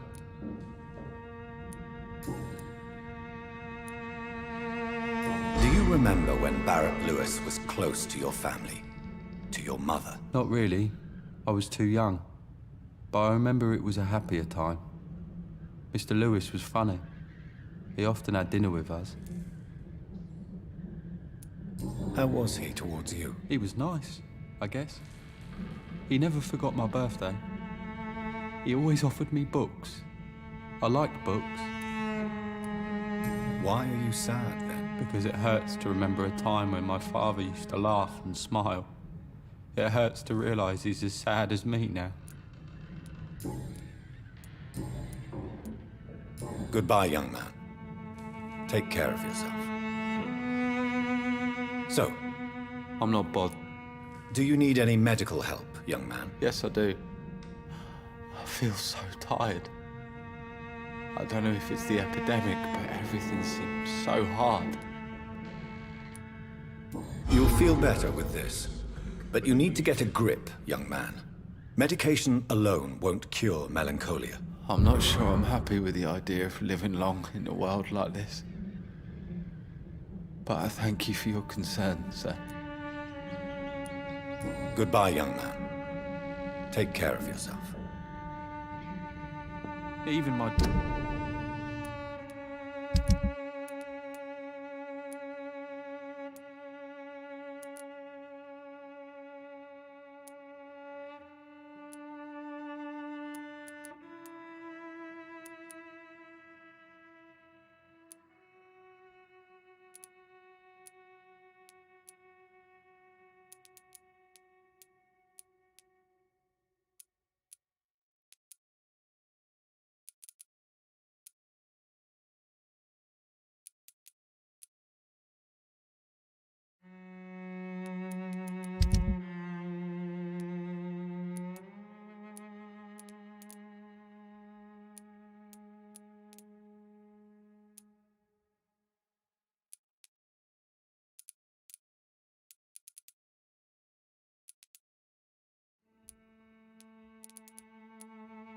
Dreams are soaked with glue.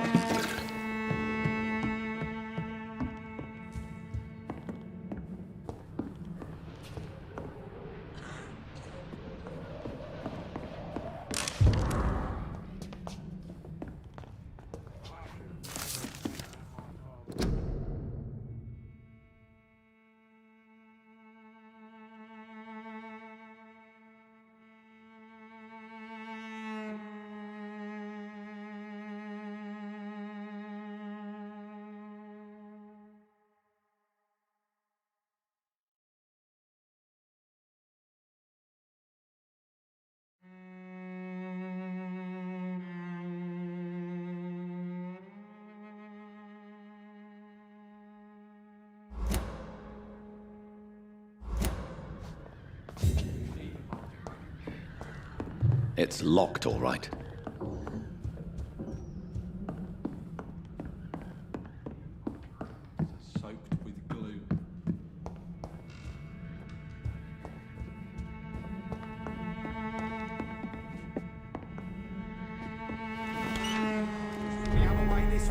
Joe. Come on, we can sort it out, right? It's not my... You again? Harry doesn't seem happy living in Whitechapel. Why did you make him come here? I've always put my son's interests above everything else, whatever he may think. Our house is small but affordable. The walls are thin, but the door is solid. You really love your son, don't you, Mr. Peterson? He's my pride and joy. Even if he hates me for the choices I make and pushes me buttons more than he should. Since the criminal nature of your job means you could be arrested, are you not afraid of what would happen to your boy if you were? No one will ever take my son away from me. If that ever occurred, I'd hunt the bastard down and rip off his head with my bare hands. Do you have any regrets? Only one. Not to have my beloved wife by my side. She died when Harry was little. My sweet Jane. She gave the boy confidence.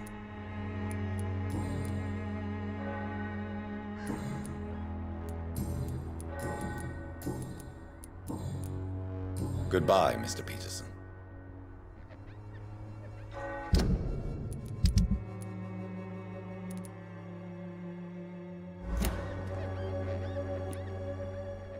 Can I offer you my medical expertise, Mr. Peterson? Keep your medicines for others.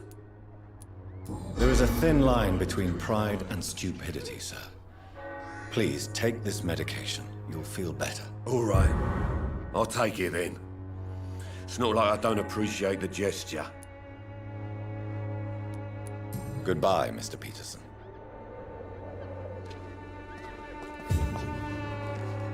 You again? Good. Fancy You never lose your focus. What do you know of Harry Peterson? The boy seems so fragile. Not like his father at all. Harry's a good boy, but he spends most of his time complaining. He's had it tough, all right, but he needs to grow a pair. What troubles him exactly? Well, despite being his father's son, almost everything, I think. He never wanted to come to Whitechapel in the first place. Hates this place more than most of us.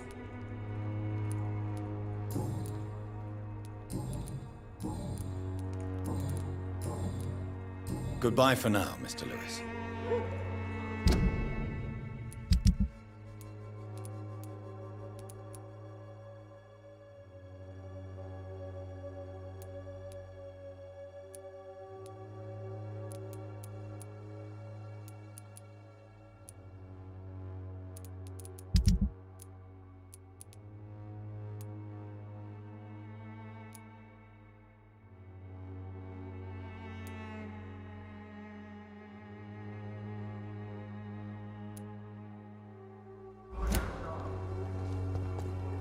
Cheap price, good quality. Come on, take a look, don't be afraid.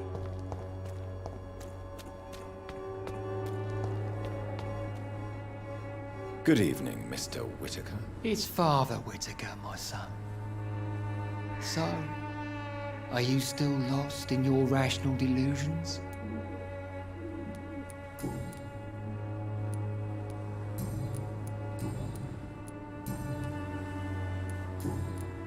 What do you mean? All's quite a... for you.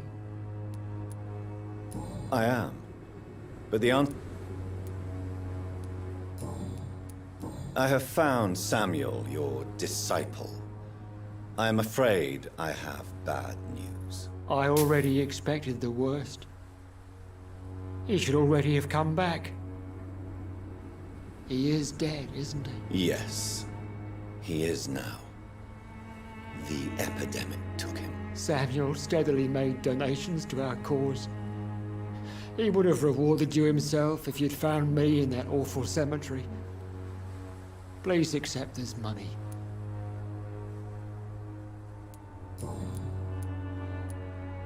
Your disciple, Samuel, stole from the dead in Stonebridge Cemetery. I have proof of his crime and proof of his death. No! Samuel was the best of us. So devoted, so zealous.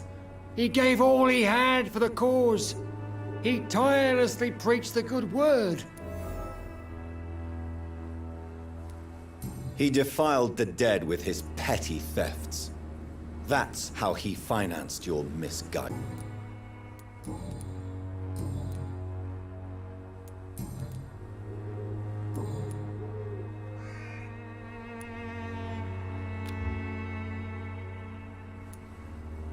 I have heard enough for tonight. Goodbye.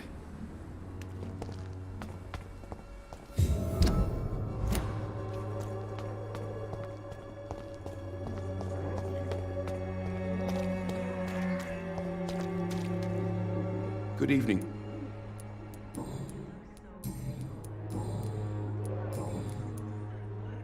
Do you need assistance? That would be nice of you, Doctor. Who knows what I may have caught during my investigation. If you persist in investigating the most pox-ridden boroughs of London, you must accept the risks. Thank you, sir. Goodbye, Mr. Darby. Farewell.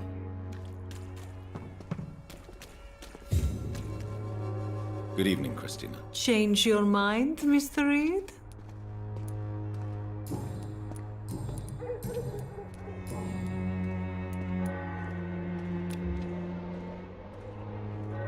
Do you need any assistance, Miss Popper? It depends on the price of your medicine. I am shocked that you would think I am that sort of man. Forgive my suspicion. I'm so used to liars with good manners. Thank you, sir.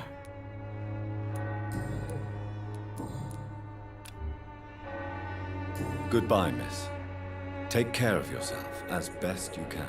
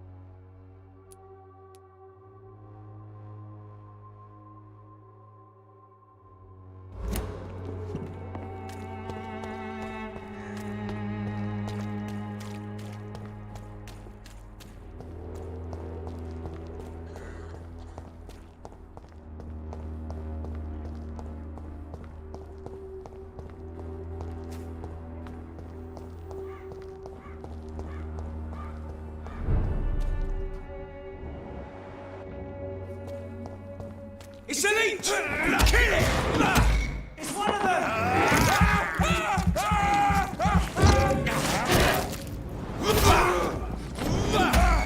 Oh my God!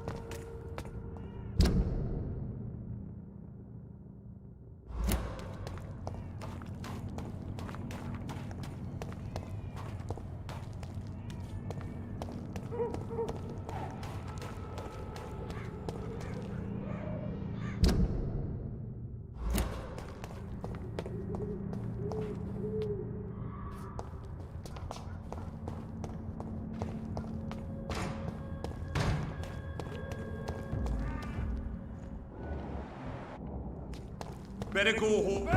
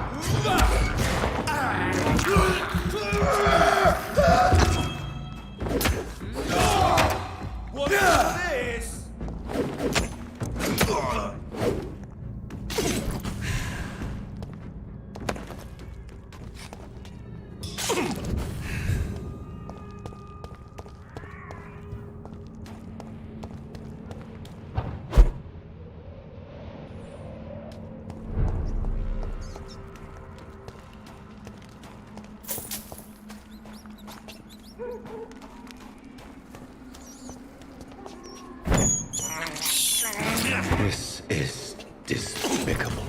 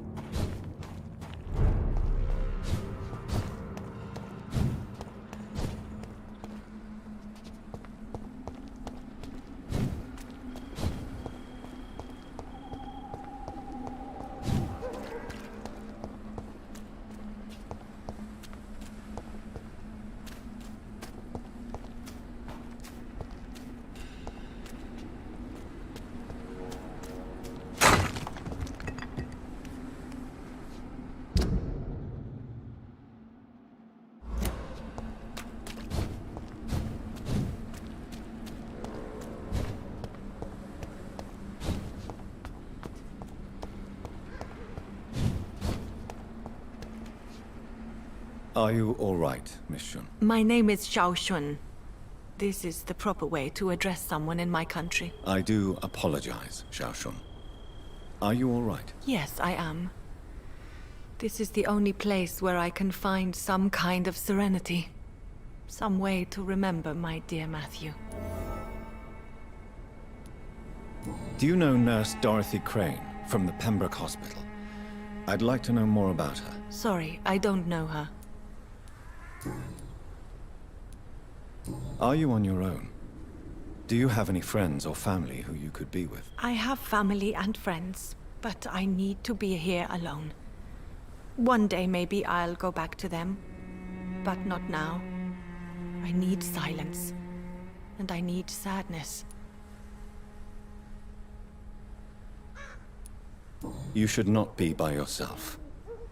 Grief can be a terrible trial, and it's even worse when you're alone. Thank you for your sincere words, Dr. Reed. I sense you trying to help me, even if I don't quite understand why. Tell me how your husband died, Xiao Shun. Matthew died of the Spanish flu, like so many others. It's a mundane cause of death these days, but for me it meant the end of the world. At this time, there is so little medical science can do to defeat this terrible epidemic. I'm truly sorry. The worst thing is not his death, even if it tears me apart. The worst is not to have seen it coming, to have lost him so quickly, even before realizing it. Did he hide his condition from you? Matthew was a smiling type, a happy sort. Everything that I am not. Did he laugh at his death to come, or did he not realize what was going to happen? I'll never know. The Spanish flu may be the worst disease mankind has ever faced.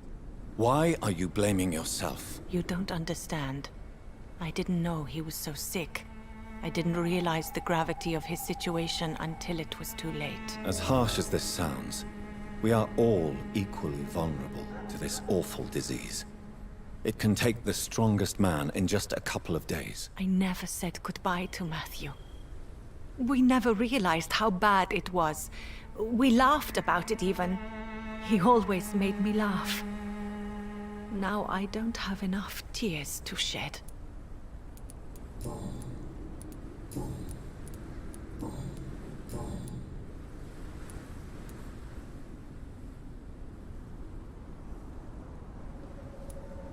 You realize you can't stay here forever, don't you? Eventually, you'll have to leave the cemetery. Why? Why should I go? Since this is the only place I can find peace of mind. But you're not dead. There is a difference between visiting the dead and staying with them. You sound like you're no stranger to the pain I feel. Let's just say, I too have a good reason to visit cemeteries at night. Please accept my condolences for your loss then, Dr. Reed. Are you a doctor yourself? Is this why you feel so guilty for not saving your sick husband? No, I am not. But I still need to blame someone for Matthew's death. And who else, if not his wife, who did not see it coming? I'm a physician. One of the best in the country. But I was unable to save my own sister, Mary. She died in my arms. Why tell me this? Is it supposed to make me feel better? No. But I wanted you to know that you have done nothing wrong. Unlike me. May I ask what caused the death of your sister? You could say she was also killed by a terrible disease. A disease I have sworn to fight and cure, no matter how long it takes. Thank you for sharing that with me, Dr. Reed. Maybe it's time we start to rebuild our lives, you and I. You should go home now. I think you're right. Cemeteries are for the dead, for they need silence too. Thank you for your honesty and your wisdom, Dr. Reed. Thank you for your company, Xiaoshun. Take care on the way home. Maybe I'll see you again in Whitechapel. Goodbye for now.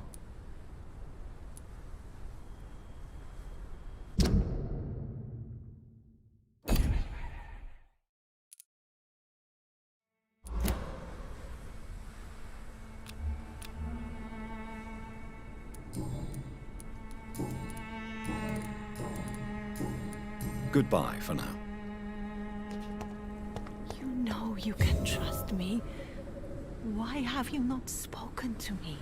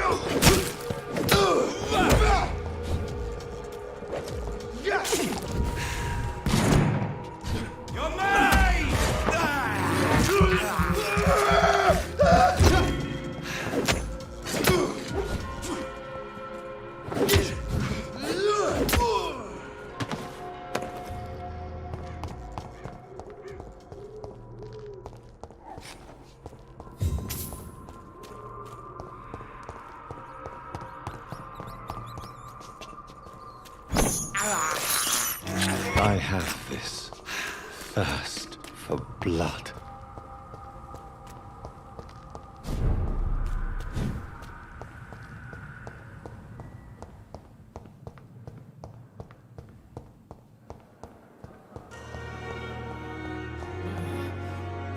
Good evening. I need blood.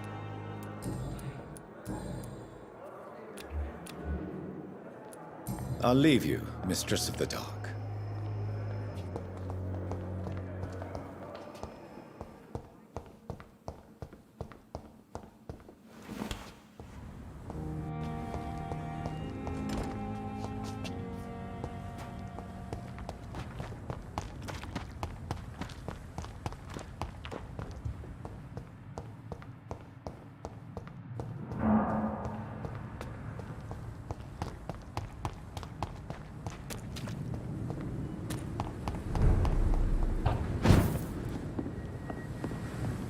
It's locked, all right.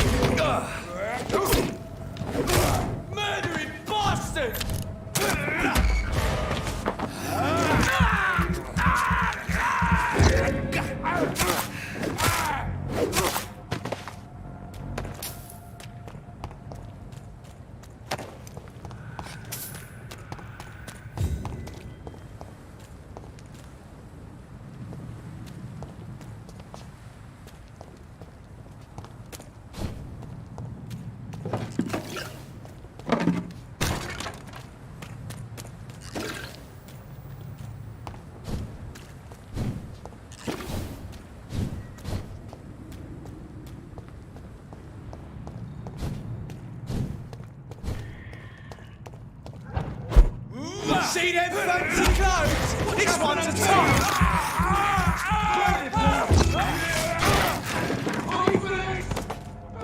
Fucking beast! You're mine, vermin!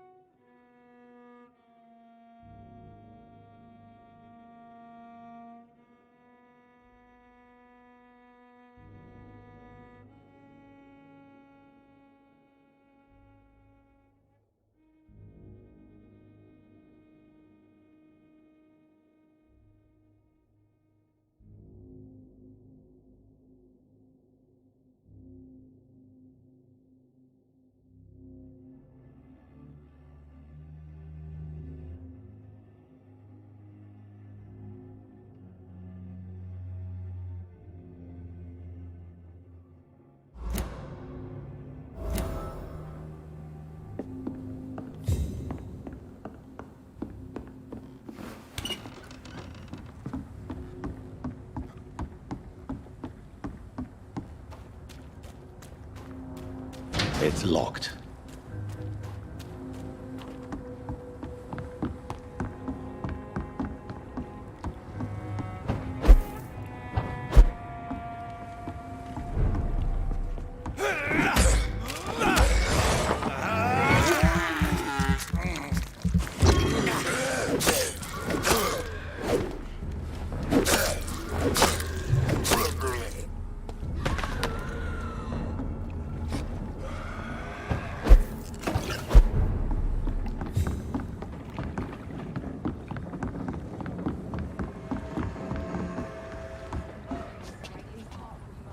Good evening, sir. Who the fuck are you? Don't you see I'm busy here? Dr. Jonathan Reed, that's who I am. And who are you? Ah, some fancy gentleman we've got here. Clear off. We don't want strangers on our streets. So you won't tell me your name, then? The name is Booth Digby. Maybe I'll ask my boys to break one or two of your bones, just so you remember it.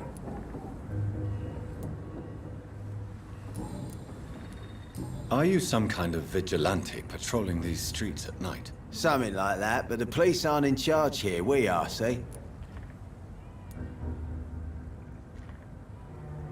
So you're a concerned criminal, is that it? Using funny jokes about me and my boys, are you? Fuck. You must have some balls. I saw many men like you during the war, Mr. Digby. Greedy little cockroaches who feed on despair. I could kill you for saying that. But, nah. You've been a soldier. I can respect that. So, tell me about your gang, then. What? Have you got a death wish? You really want me to answer that? Well, yes. You seem so proud of your status. Why not tell me who you're working for? Oi! I'm the boss, all right? The Wet Boot Boys work for me. All of them. Situation round here is better than other districts because of us. Because of me. What can you tell me about this part of town? Things ain't that bad, thanks to us. We give people what they need, and we control this borough. Well, you're not doing a very good job. People are still dying here, like everywhere else. Yeah, well, we can't be everywhere all the time. And Edwina says if we can find more guns, we could be more efficient. More efficient? Really? You should probably tell Edwina that guns are useless against diseases and infections. Incredible. You know what? You're lucky she can't hear you right now. She's more smart than patient. My sweet queen of the docks.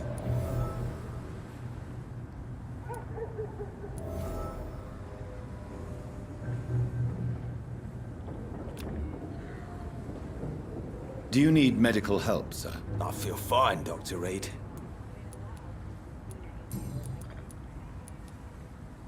I know you're looking for an honest job, Booth. You're tired of this criminal life, aren't you? It's just an idea.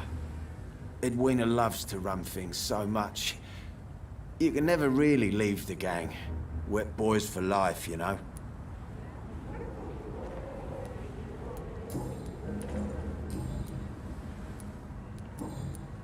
Goodbye, Mr. Digby.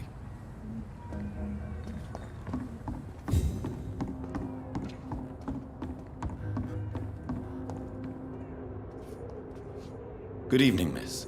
I am Dr. Reed. May I ask you a few questions? Who are you?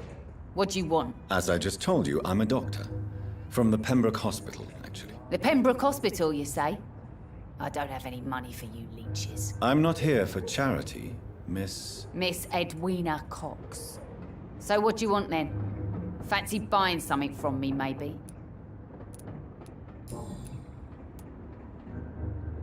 Booth Digby looks at you with love-struck eyes.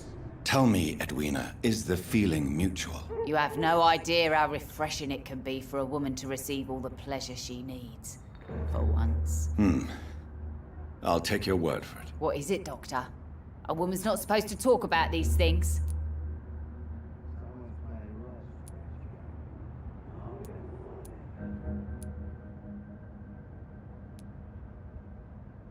I'm not that easily shocked, Miss Cox. You can speak freely about your lover, if you so wish. The poor bastard is good to me, if you must know. He makes me feel good. And that's a first. So you're just like any other couple, after all, are you not? Yeah, we're so ordinary that I'd put a bullet in his head if he ever cheated on me.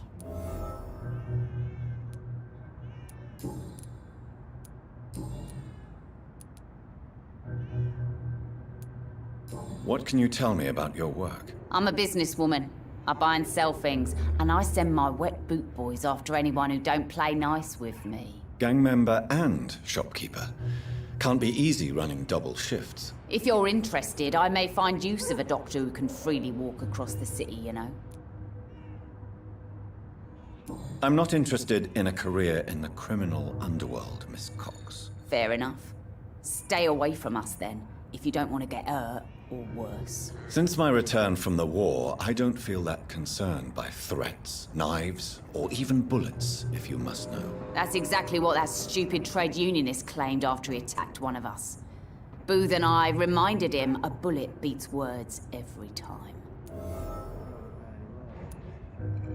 You're quite blunt, aren't you? I like people who know what they want and say what they think. This is a time of great opportunity for those ready to embrace their destiny. What can you tell me about this part of town? You can't trust anyone around here. As soon as you lower your guard, you can be sure some arsehole will take advantage of you.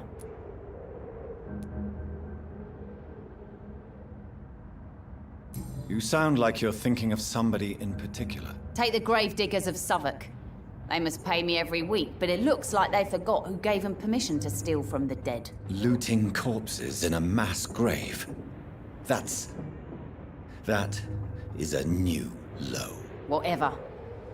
Hey, since you're a doctor and all, maybe you can access that forbidden area and remind those bastards what they owe.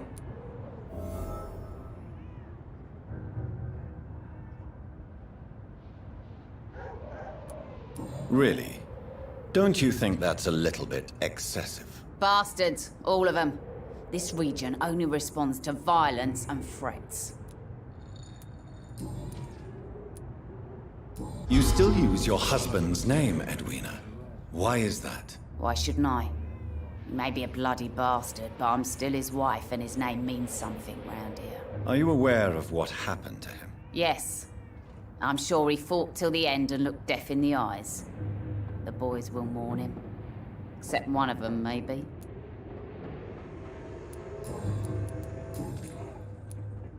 Tell me about the man you and Booth killed, Edwina. The bastard killed one of us and received retribution.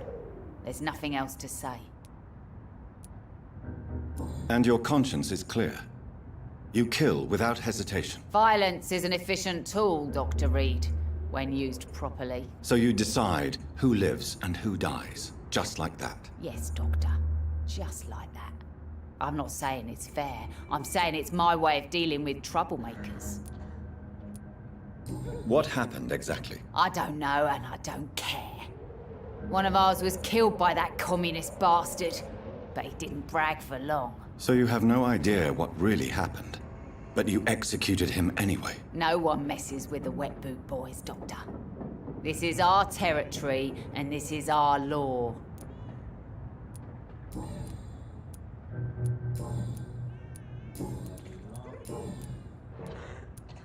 Can I see what you have to sell? As long as you have money, I'll show you all.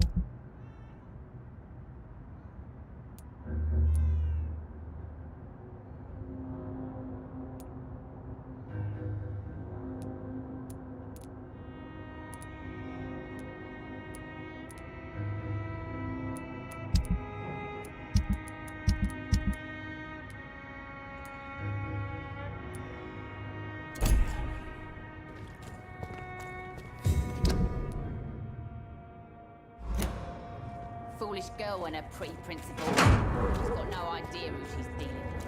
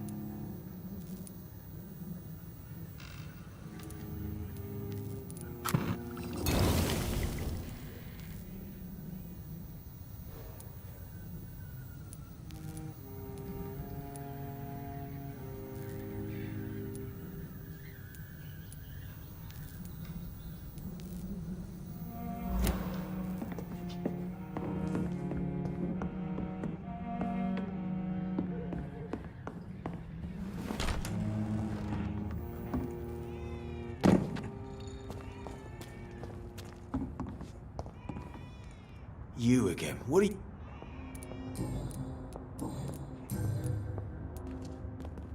Tell me about the man you killed, Booth.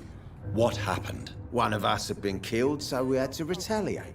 That's the whole story. There has to be more to it than that. No, really. One of us got killed, so the killer had to die. That's how things have always been done round here. No one gives a shit.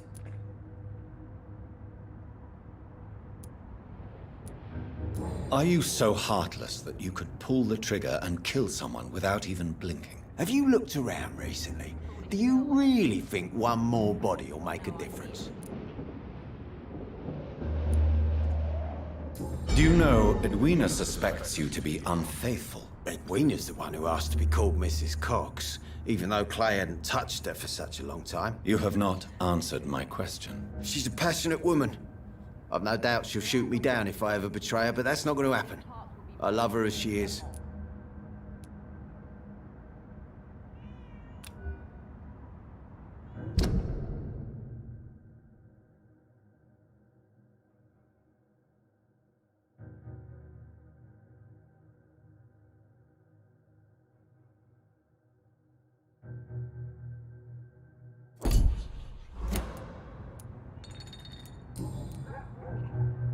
Goodbye, Mr. Dick.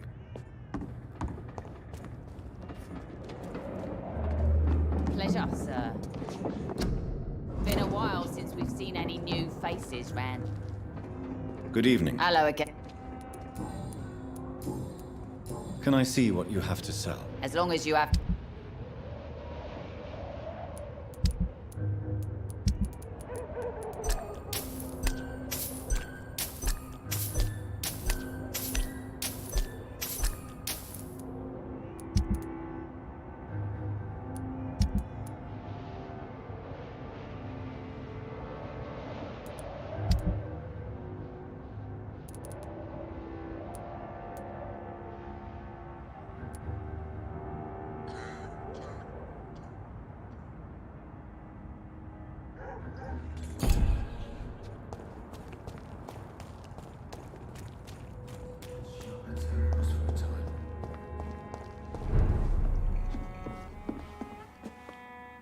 Evening, miss. Well, I never. That's a first. Customers who make that much mess rarely come back. Never mind in fancy togs. I'm much more myself than when we first met.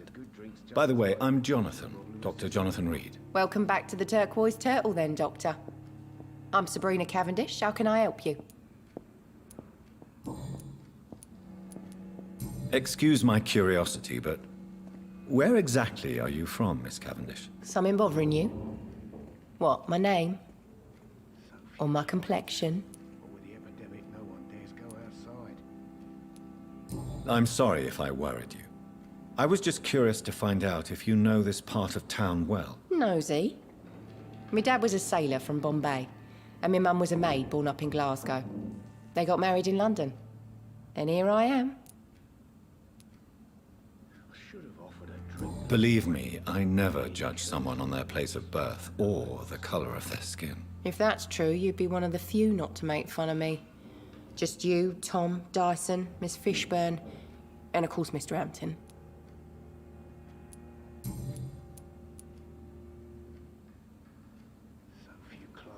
Sabrina, tell me about your true feelings for your boss. I love Tom. Not ashamed of it. Don't care if the customers joke about it, neither. Does Tom love you? Yeah, but he's always reluctant to take it further. It's not because I'm younger, or because of the colour of my skin. He hates jokes about us. Who's mocking you? I mean, we're always together. People will talk, won't they?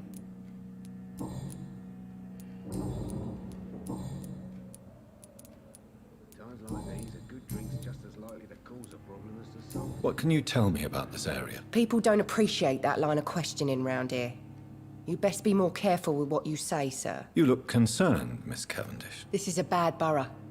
Most people I know are afraid. Most locals will rob you blind, or worse. You best mind your step.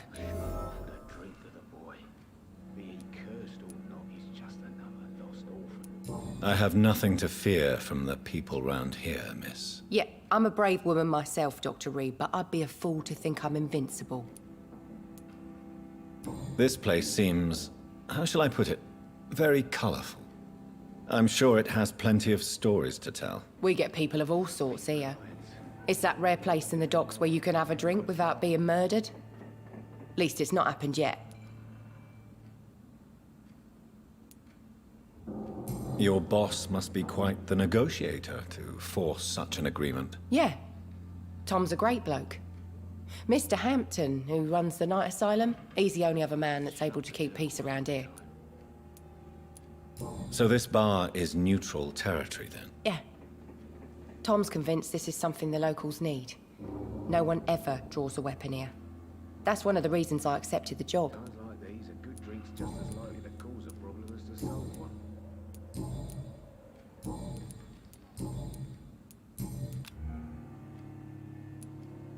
Goodbye, Miss Cavendish. So few clients. Good evening, Tom. Good evening, sir. How are you tonight? Back to the docks, are we? You remember me, then? Of course I do. You're that man who seemed so lost when he entered my bar a few nights ago. Thank you for your hospitality.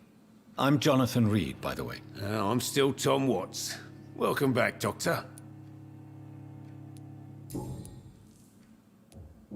What can you tell me about this part of town? It's not that bad. Thanks to people like the sad saint of the East End. Who? Sean Hampton, our own private holy figure. Few are foolish enough to make peace with the gangs. Sean is one of them. How is it you can keep this place open? This part of town doesn't seem particularly safe. Well, since everybody needs a drink, my pub is considered neutral ground by most groups.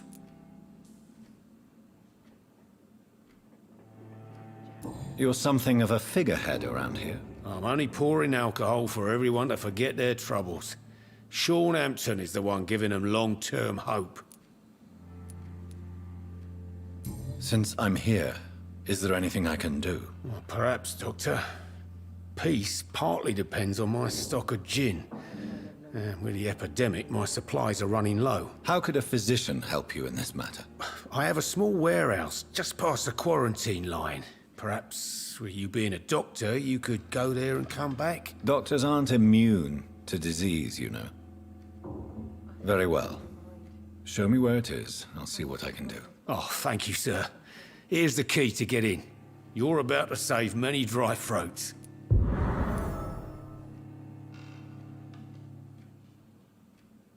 I see. So you get pressure from all sides about how this place should be run, do you? Or something like that. Nothing that a few wise words and a bottle of gin can't solve. Why does your waitress feel in danger working on the docks? This part of town is dangerous for all, but for women it's worse, as always. Sabrina is a brave girl, but she can't help feeling in danger. Do you think she has good reason to feel this way? Are you not worried about her safety? Of course I am. The truth is, she's tougher than me deep inside. She just has to learn to control it. Sabrina seems very fond of you, Tom. I like her too, I really do. I know I'm her boss, and I'm much older and all. But I like her, for sure. What is bothering you, then? Sabrina is an angry one. She wears it like a coat. I'm not sure I can make her shed that anger. It hurts to see her like that.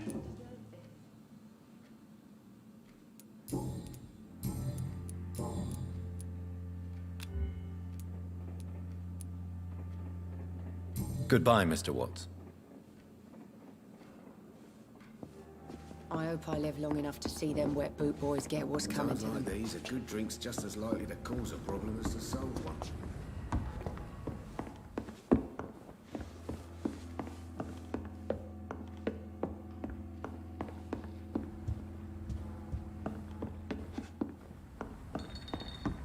I think I'm losing my mind.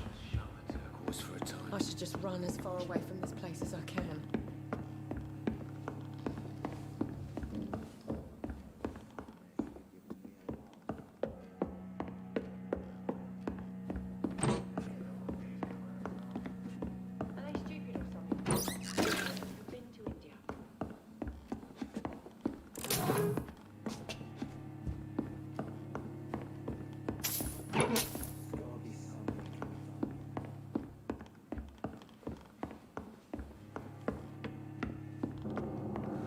I should shut the turquoise for a time. I should just run as far away from this.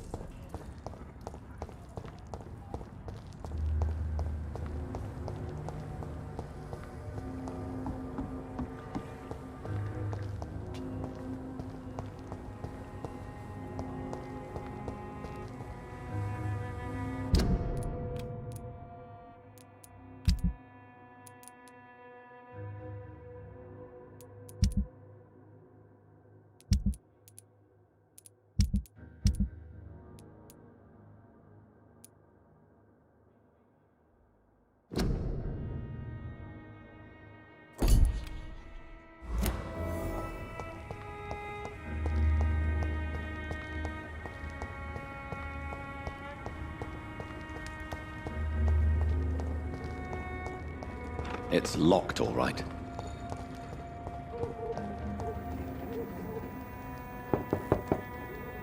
Good evening, madam.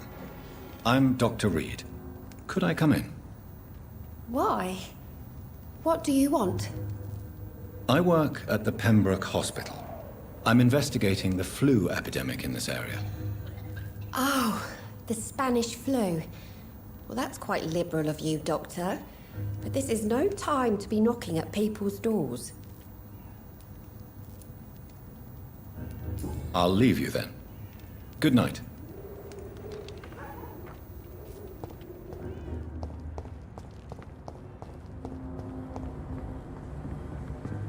Hello, boy.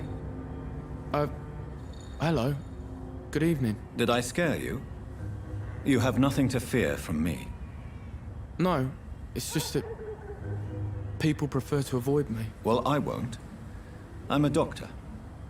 My name is Rufus, sir. Rufus Kingsbury.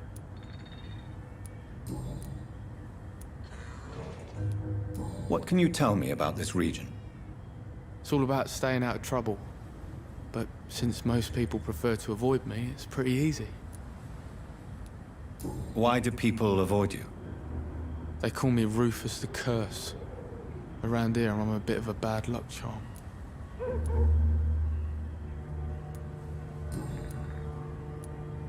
What can... It's all about... Have you ever thought about leaving? Where else would I go? At least I know these streets and some people around here. This is my city, for better or worse. What do you do around here, Rufus? I listen to the news on the docks, sir. And I smile at those kind enough to spare me a bob. What do people say about this place? Things have been tense between the Wet Boot Boys and the Communists. They both feel they should run the docks. Do you have a job? It's hard to work, what with my head and all. Since I was a boy, I've always had trouble remembering what I do and why I do it.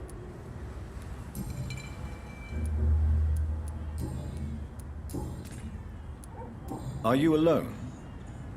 Where is your family? I don't have any. My parents are dead. So you have no home? You're sleeping rough? No. I mean, yes. I live on the streets. I have no home.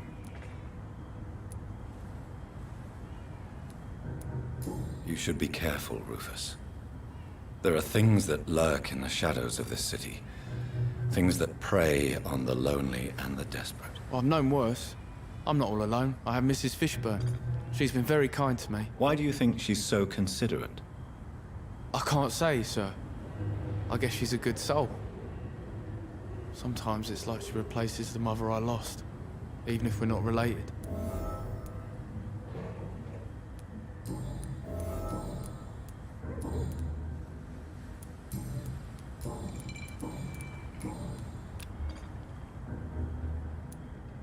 Do you need help?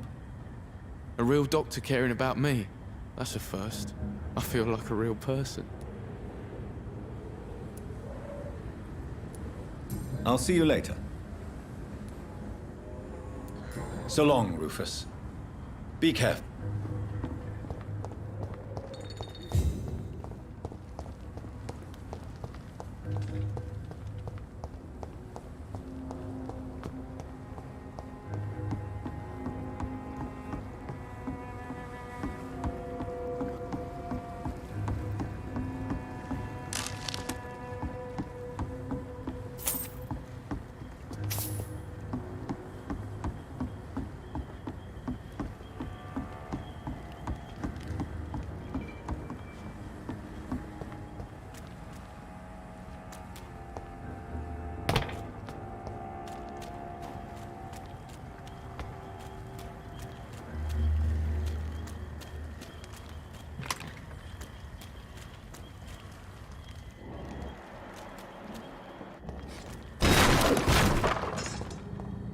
This is a slaughterhouse.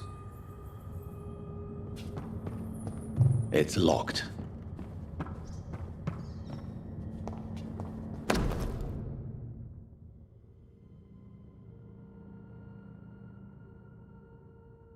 From Seymour to my beloved mother, Stella. What is this doing here? Who are these people?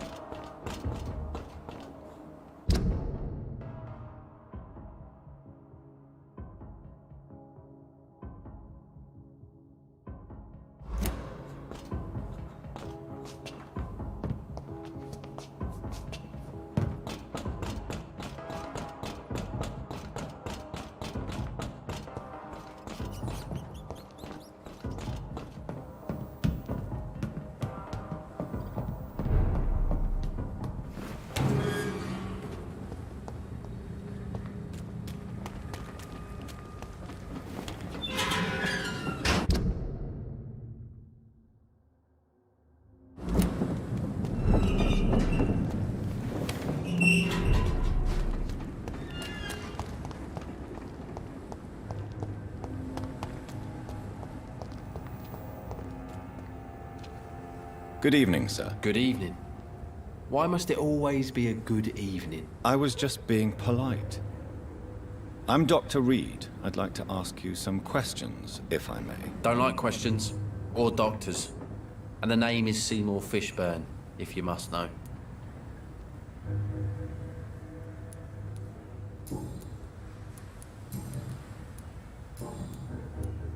What can you tell me about this part of town? A shithole filled with maggots. Liars and thieves, all of them. Are you thinking about someone in particular? No. Hate them all. Especially these petty, whining little shitbag beggars. Is there no one who deserves your leniency, then? Well, Tom from our local is somewhat of a decent bloke. At least, unlike most maggots, he knows how to listen without opening his trap. What's your occupation? I take care of my mum. It's what I do. She's the only good thing in my life. Even though I don't treat her so good. You seem upset. Is something bothering you? I lost the necklace I bought her. I'm a fucking idiot. A worthless idiot. Sometimes it's hard to be a good son. I just want her to smile. No, I was thankful for her patience, appreciated like... God knows she deserves it.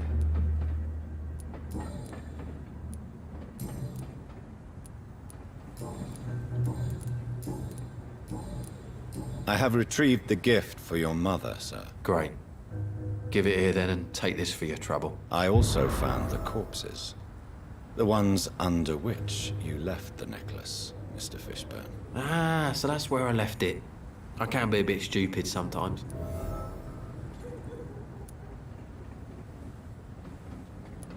As a man of science, I'd like to try to understand why you killed those people. Why does there need to be a reason?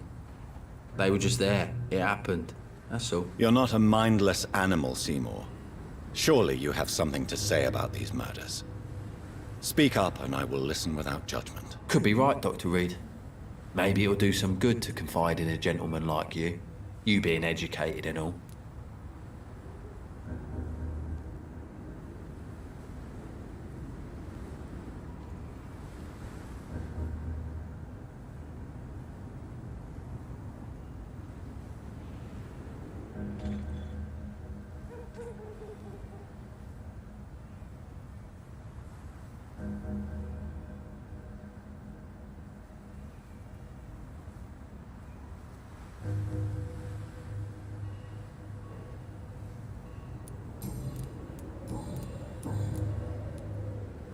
Tell me about your victims, Seymour. Who were they? Why them? Was there a link? Why should there be? They just kept getting on my nerves at the worst times, that's all.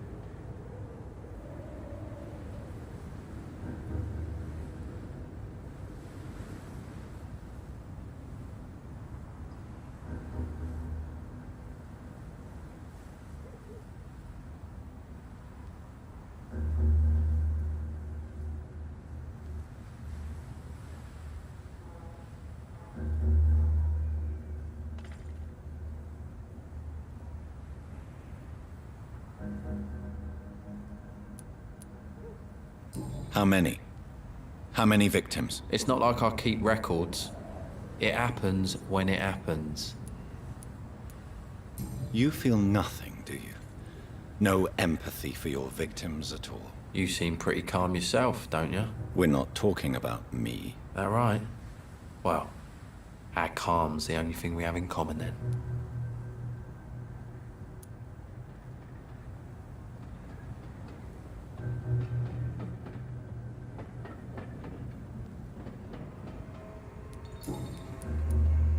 Did you take pleasure in killing them, Seymour?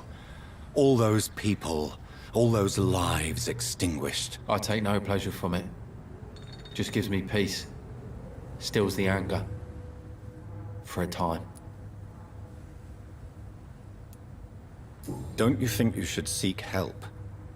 Talk to someone you trust, someone who cares about you. No. And don't dare speak about me to your colleagues either. Keep your mouth shut tight. Especially about my mum. This rage you feel, have you ever been able to control it? Resist it? I tried. For my mum. I tried for her. Telling the truth made me feel better. For a while.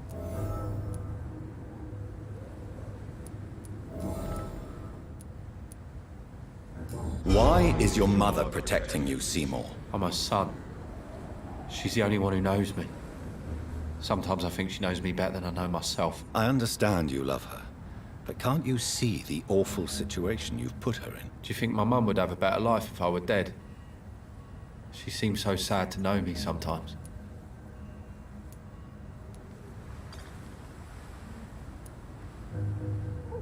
I don't believe death is the appropriate sentence for murder. Not in a civilized society. But the last word has to remain with the law. There is no law around here. No justice to be found. In these parts, revenge is the only answer.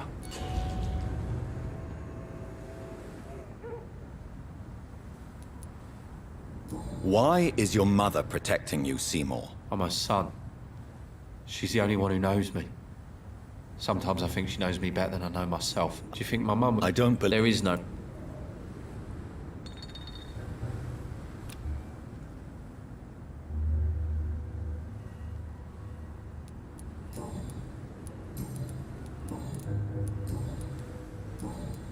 Goodbye, Mr. Fishburne.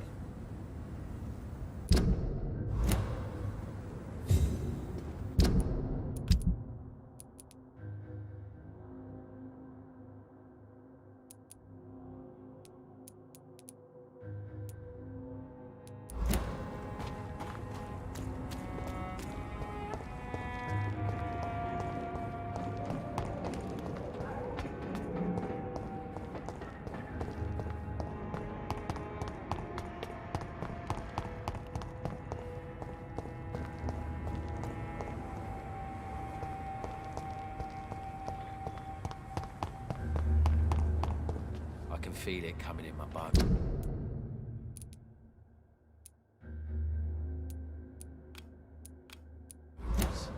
Hatred. A wave of bitter.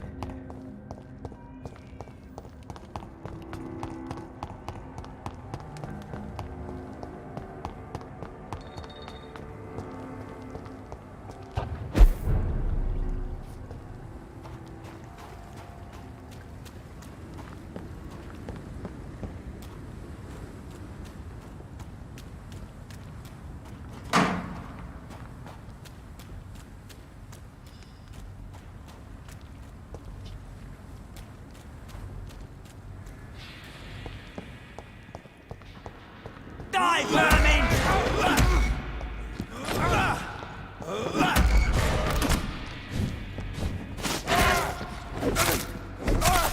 Shit, that leech is fast!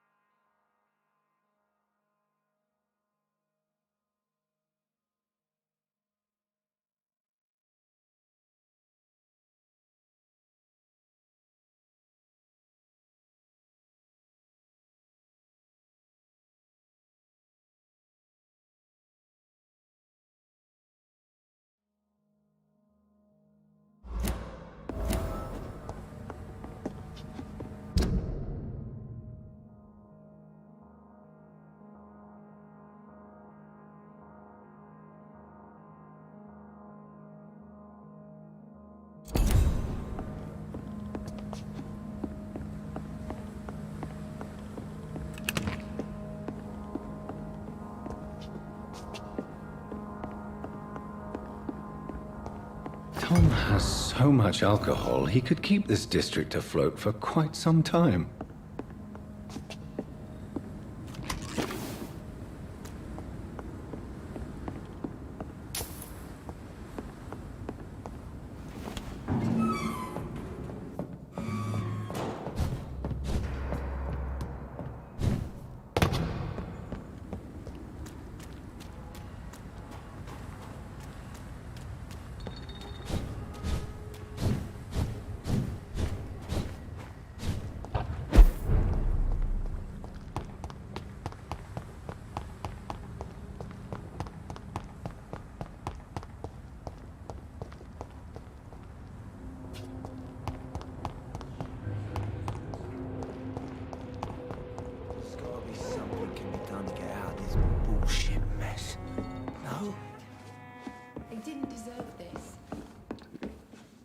Welcome back, Doctor. What can I do for you?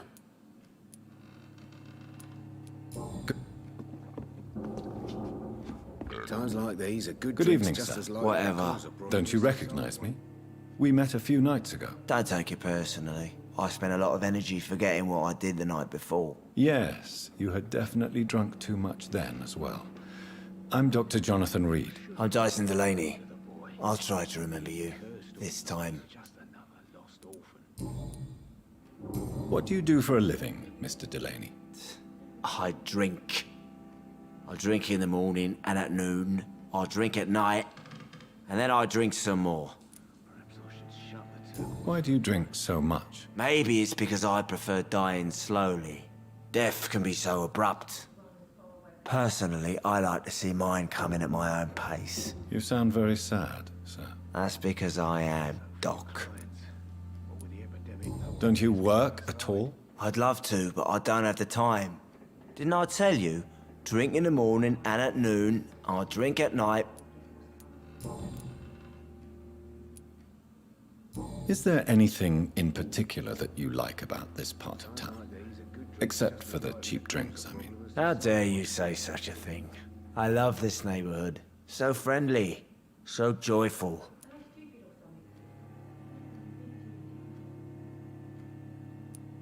No reason at all to rejoice, then?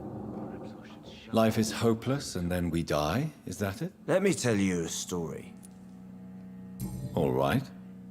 Go on. A few years ago, when I believed a resolute man could change things around here for good, a tragedy occurred nearby. What kind of tragedy? It was a bomb. Bomb that exploded and killed many people. Metal and blood everywhere. Shouts, fire, broken window of the shoe shop, the torn street light. You lost people you loved that day, didn't you? I've lost everything. But you know what the worst part is? I don't even remember where it happened. I've drunk so much to forget it, and now I can't remember where it was. I can't pay my homage to the dead. I'm sorry, Mr. Delaney. It's okay. If you ever find the place, just leave a flower for me there. Even if you tell me where it is, I'm not sure I'd memorize it.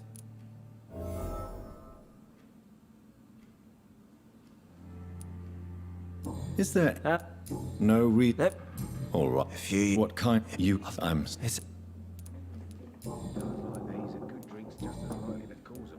Surely you must have had dreams and expectations when you were young, like everybody else. Sure.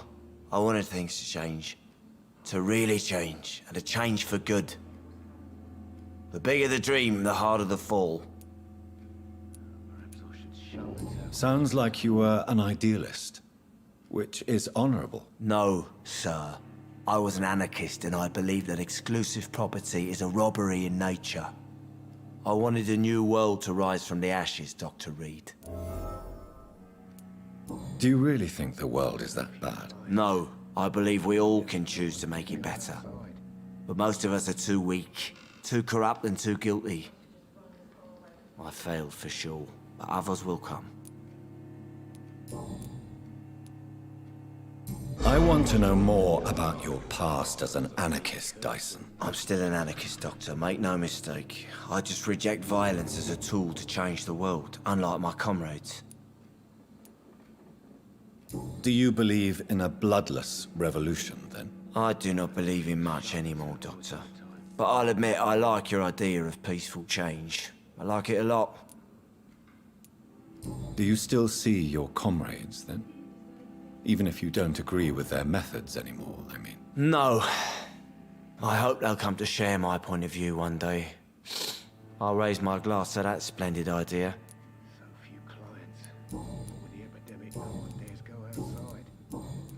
Goodbye, Mr. Delaney. Welcome back, Doctor. What can I do for you? You lied to me, Tom. Your warehouse wasn't empty. It was inhabited with armed vigilantes. I'm sorry, Dr. Reed, but I thought those Pre-Wen guards would be willing to let someone like you pass without trouble. That was devious of you, Tom. Next time you can bloody well go yourself. I apologize, Doctor, but it's just that I prefer to avoid the law, its enforcers, and all manner of thugs in uniform.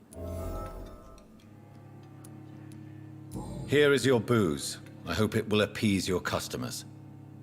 Just try not to kill anyone with this poison of yours. Believe me, Doctor, most of my customers are less agreeable when sober.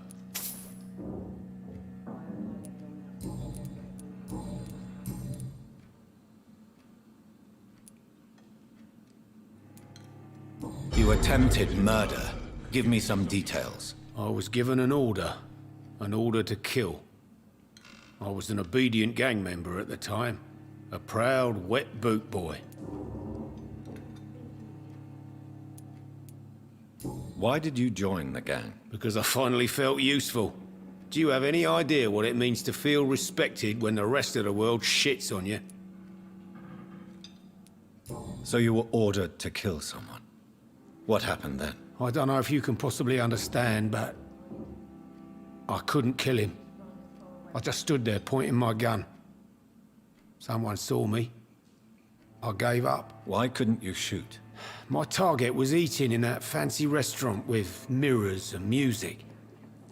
He was eating, drinking, laughing. He was having such a good time. I hated him for his bottomless appetite and easy life of easy pickings. And then something happened.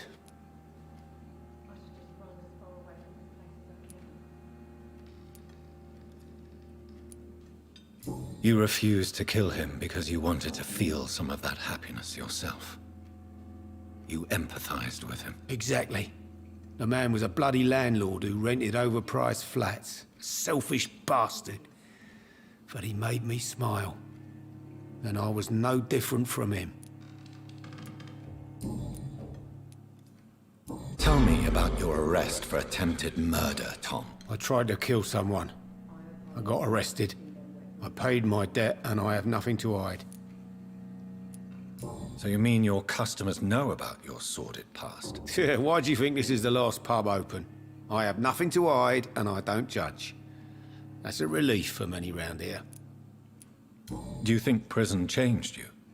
Made you a better man? Oh, I don't know about that. All I brought back is bad memories, scars, and an ugly tattoo of a blue turtle. But do you feel cleansed of your sins? All I know is that I'm at peace. I did what I did, but I wouldn't do it again.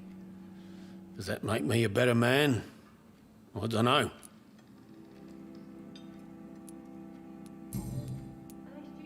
Why not leave town and start a new life after you got out of jail? I grew up in the East End. This is where my roots are. This is where I want to help others and die, eventually. Do you think the doc...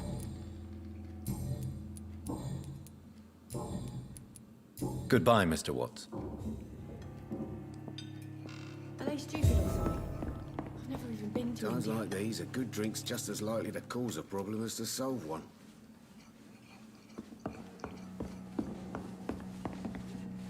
You still...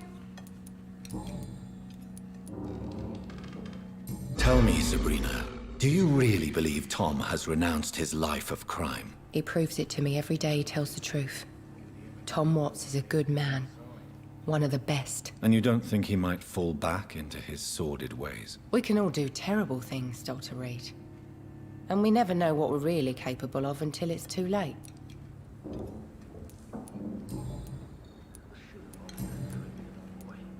Were you aware of Tom's past incarceration? That's the first thing he told me when he offered me the job. He didn't want me hearing about his past from anyone else. Did it surprise you to find out about it? Not really. I was already aware of his reputation before I met him. That's why I came to the Turtle in the first place. Most people would have run away because of that. Not me. I thought a man like him could give me stability, you know? At least to some degree. And I wasn't mistaken.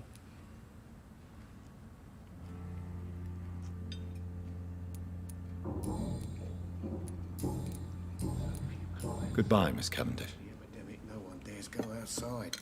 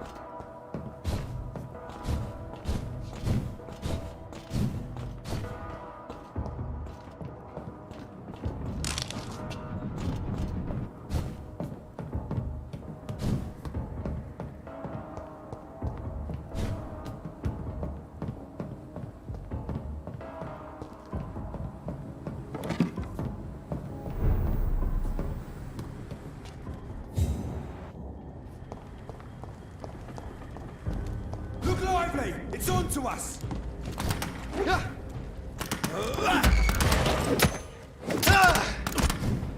Lively! It's on to us! Kill you!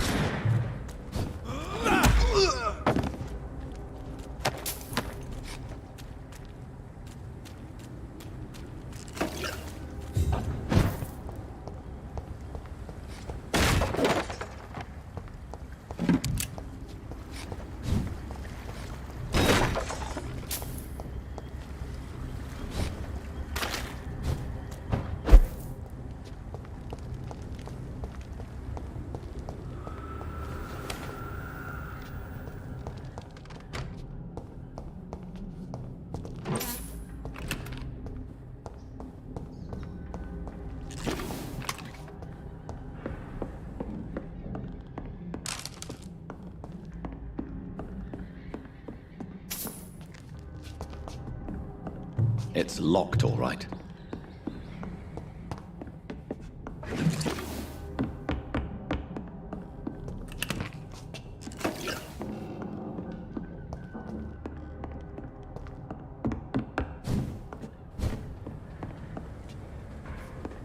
Easy does it, boys! Deal with this vermin.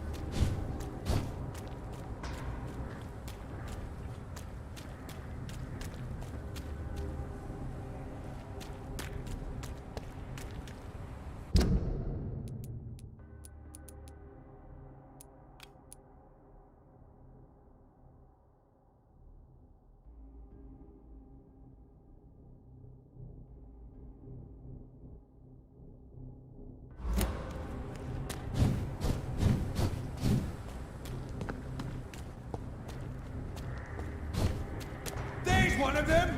Watch yourselves!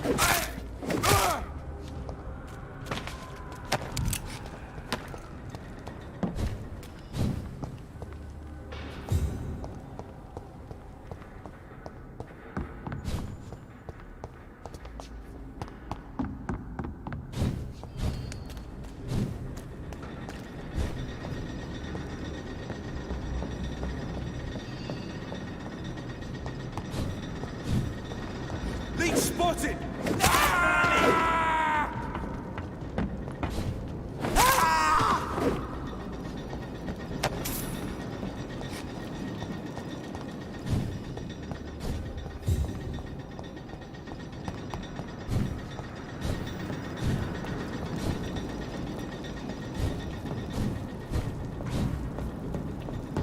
I'll put an end to you!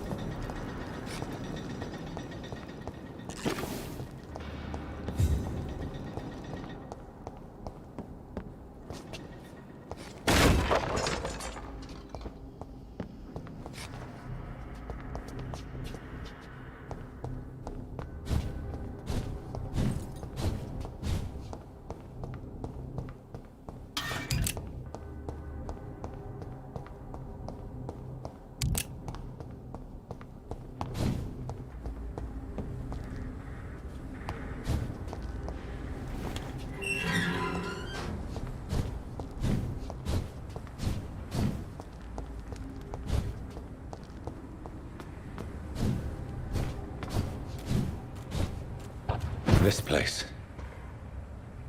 Rain may have washed away the blood, but not the memory. My poor Mary.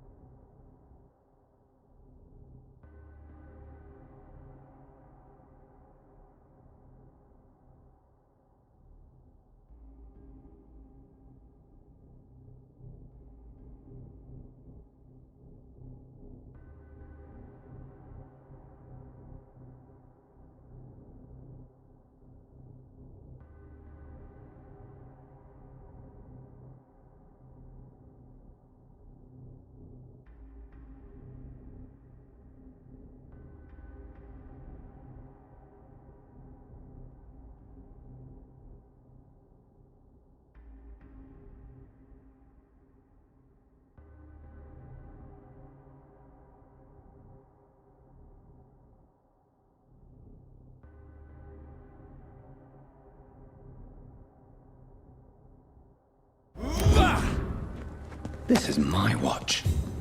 Damn grave robbers.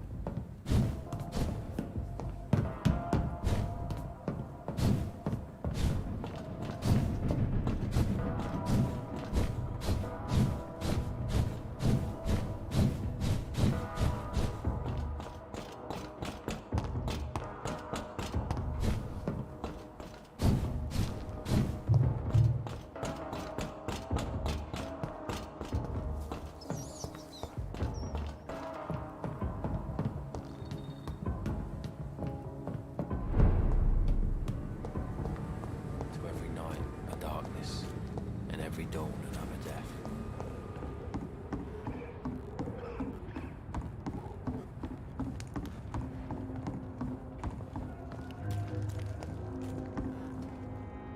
You again. I know you believe monsters are real, Booth. They are.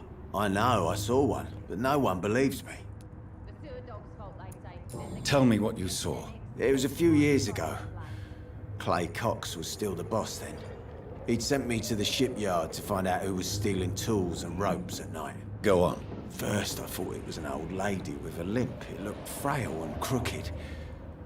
Then I saw it grab a bloody beam and lift it like it was a stick. I shouted, it's the ghost of an old woman. Bullets can't stop it. But no one believes me. Are your friends mocking you? Even Edwina told me once to never speak about it, but I know what I saw. And it wasn't a human. Not human at all.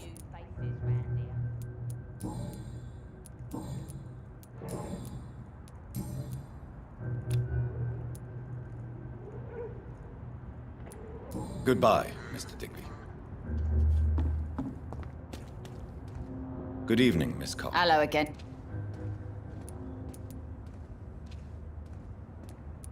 I managed to reach the mass grave in Southwark. It was not pleasant. Spare me the details, Dr. Reed. All I want to know is what happened to those bastards who owed me money.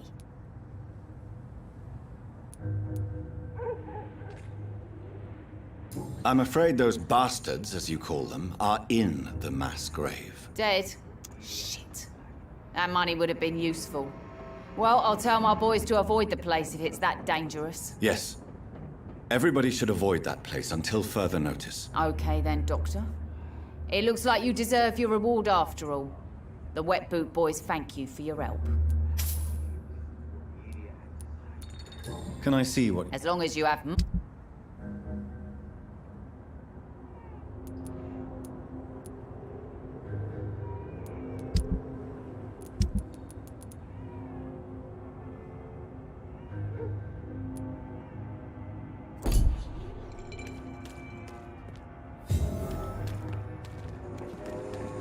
Good evening. Hello. Tell me your feelings about Booth's belief in monsters, Edwina. It makes him look weak in front of the boys. That's my feeling about it.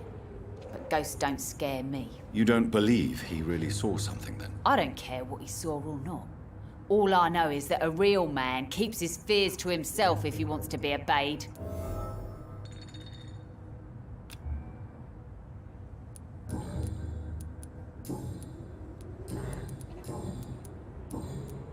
Goodbye, Miss Cox. Foolish girl and her pretty principles. She's got no idea.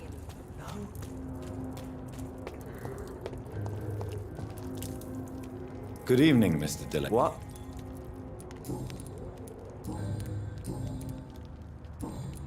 Goodbye.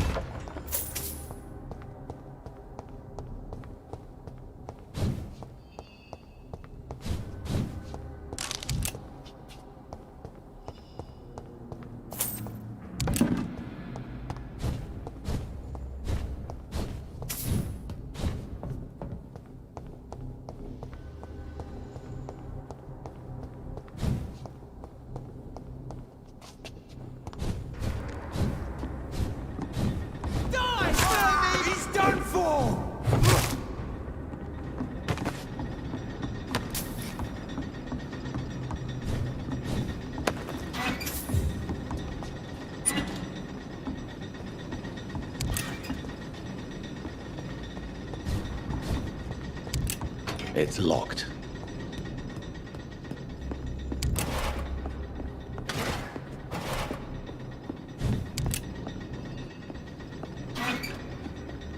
It's locked, all right.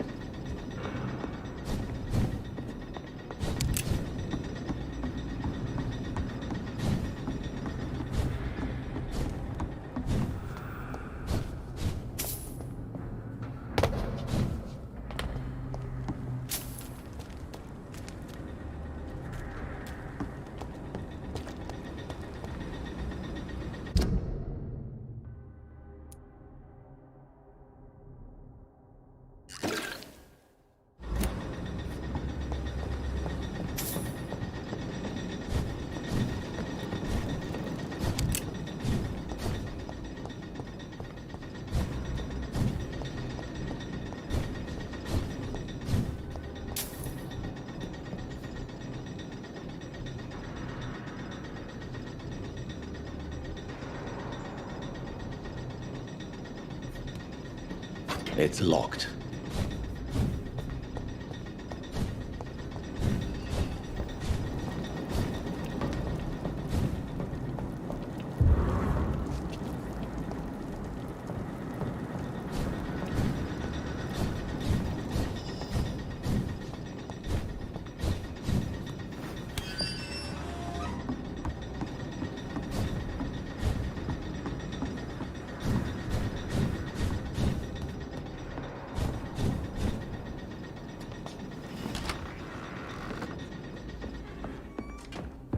Bloody monster!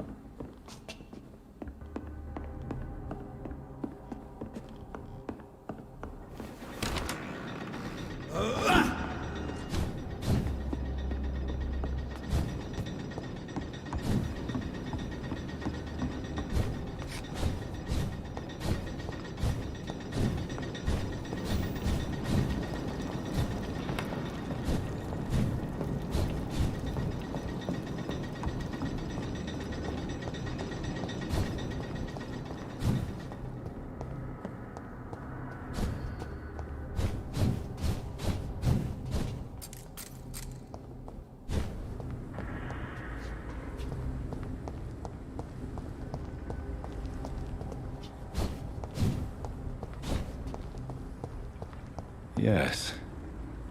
The place has changed since the explosion, but it was definitely here.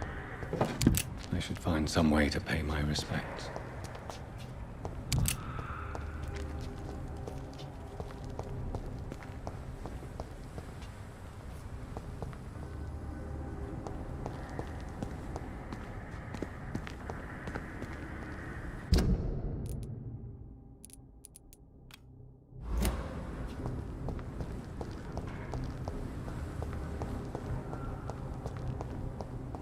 I cannot enter.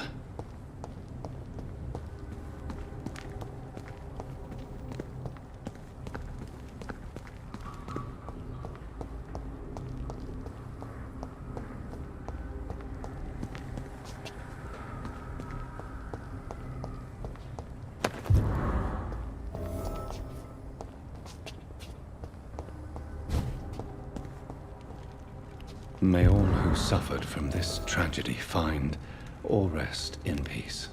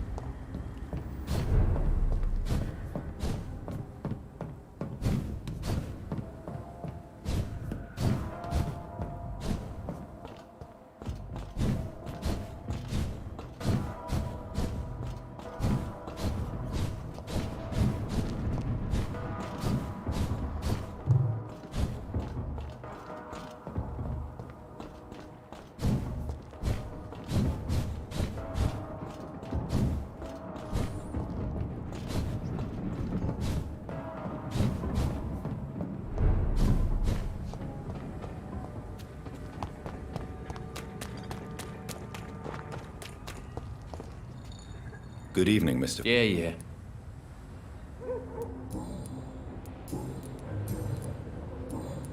Goodbye, Miss.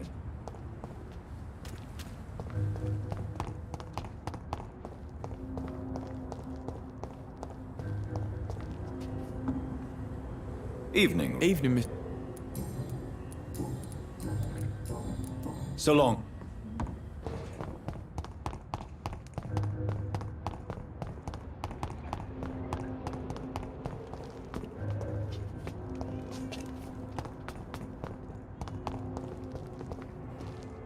Good evening, Mr. Delaney. What? Ah, you're that doctor. I found the location of the explosion, Mr. Delaney. I placed a flower for you where it happened, just as you asked. Really? That's so kind. I never thought someone would...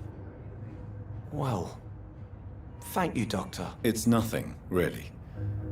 And I'm sorry for your loss. What? No, I didn't know them. No car was supposed to park there that day. Stupid bastard, why did he park there? You're the man who hid that bomb. I don't want to talk about it. Leave me alone.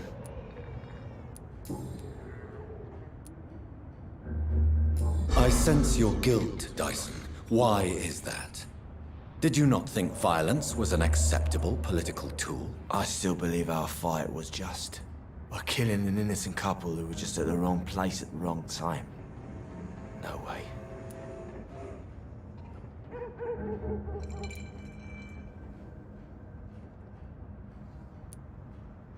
You made a mistake. A terrible mistake. Maybe an unforgivable one. But that does not mean that you are a monster. I swear I did not want to kill anyone. I did not hide in the shadow to kill on purpose. That's my only defense.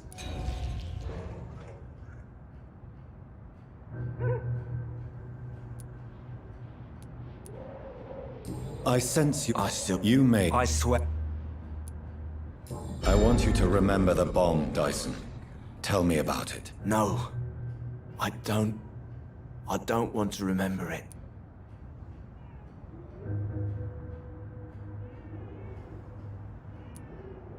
Why use a bomb? What were you trying to destroy? The Dawson & Dawson ammunitions factory. A symbol of violence against the people. My group wanted to destroy it to send a message. The victims. They were not the target then. I spent so much time figuring out the perfect moment. I used a short fuse. No car had ever parked there. They all died.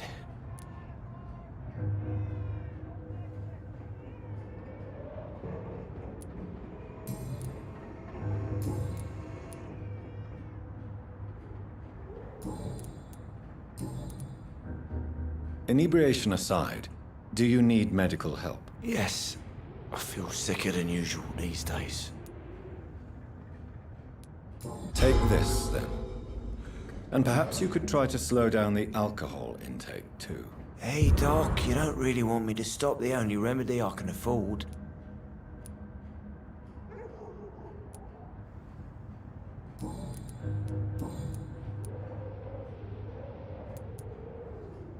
Goodbye, Mr. Delaney.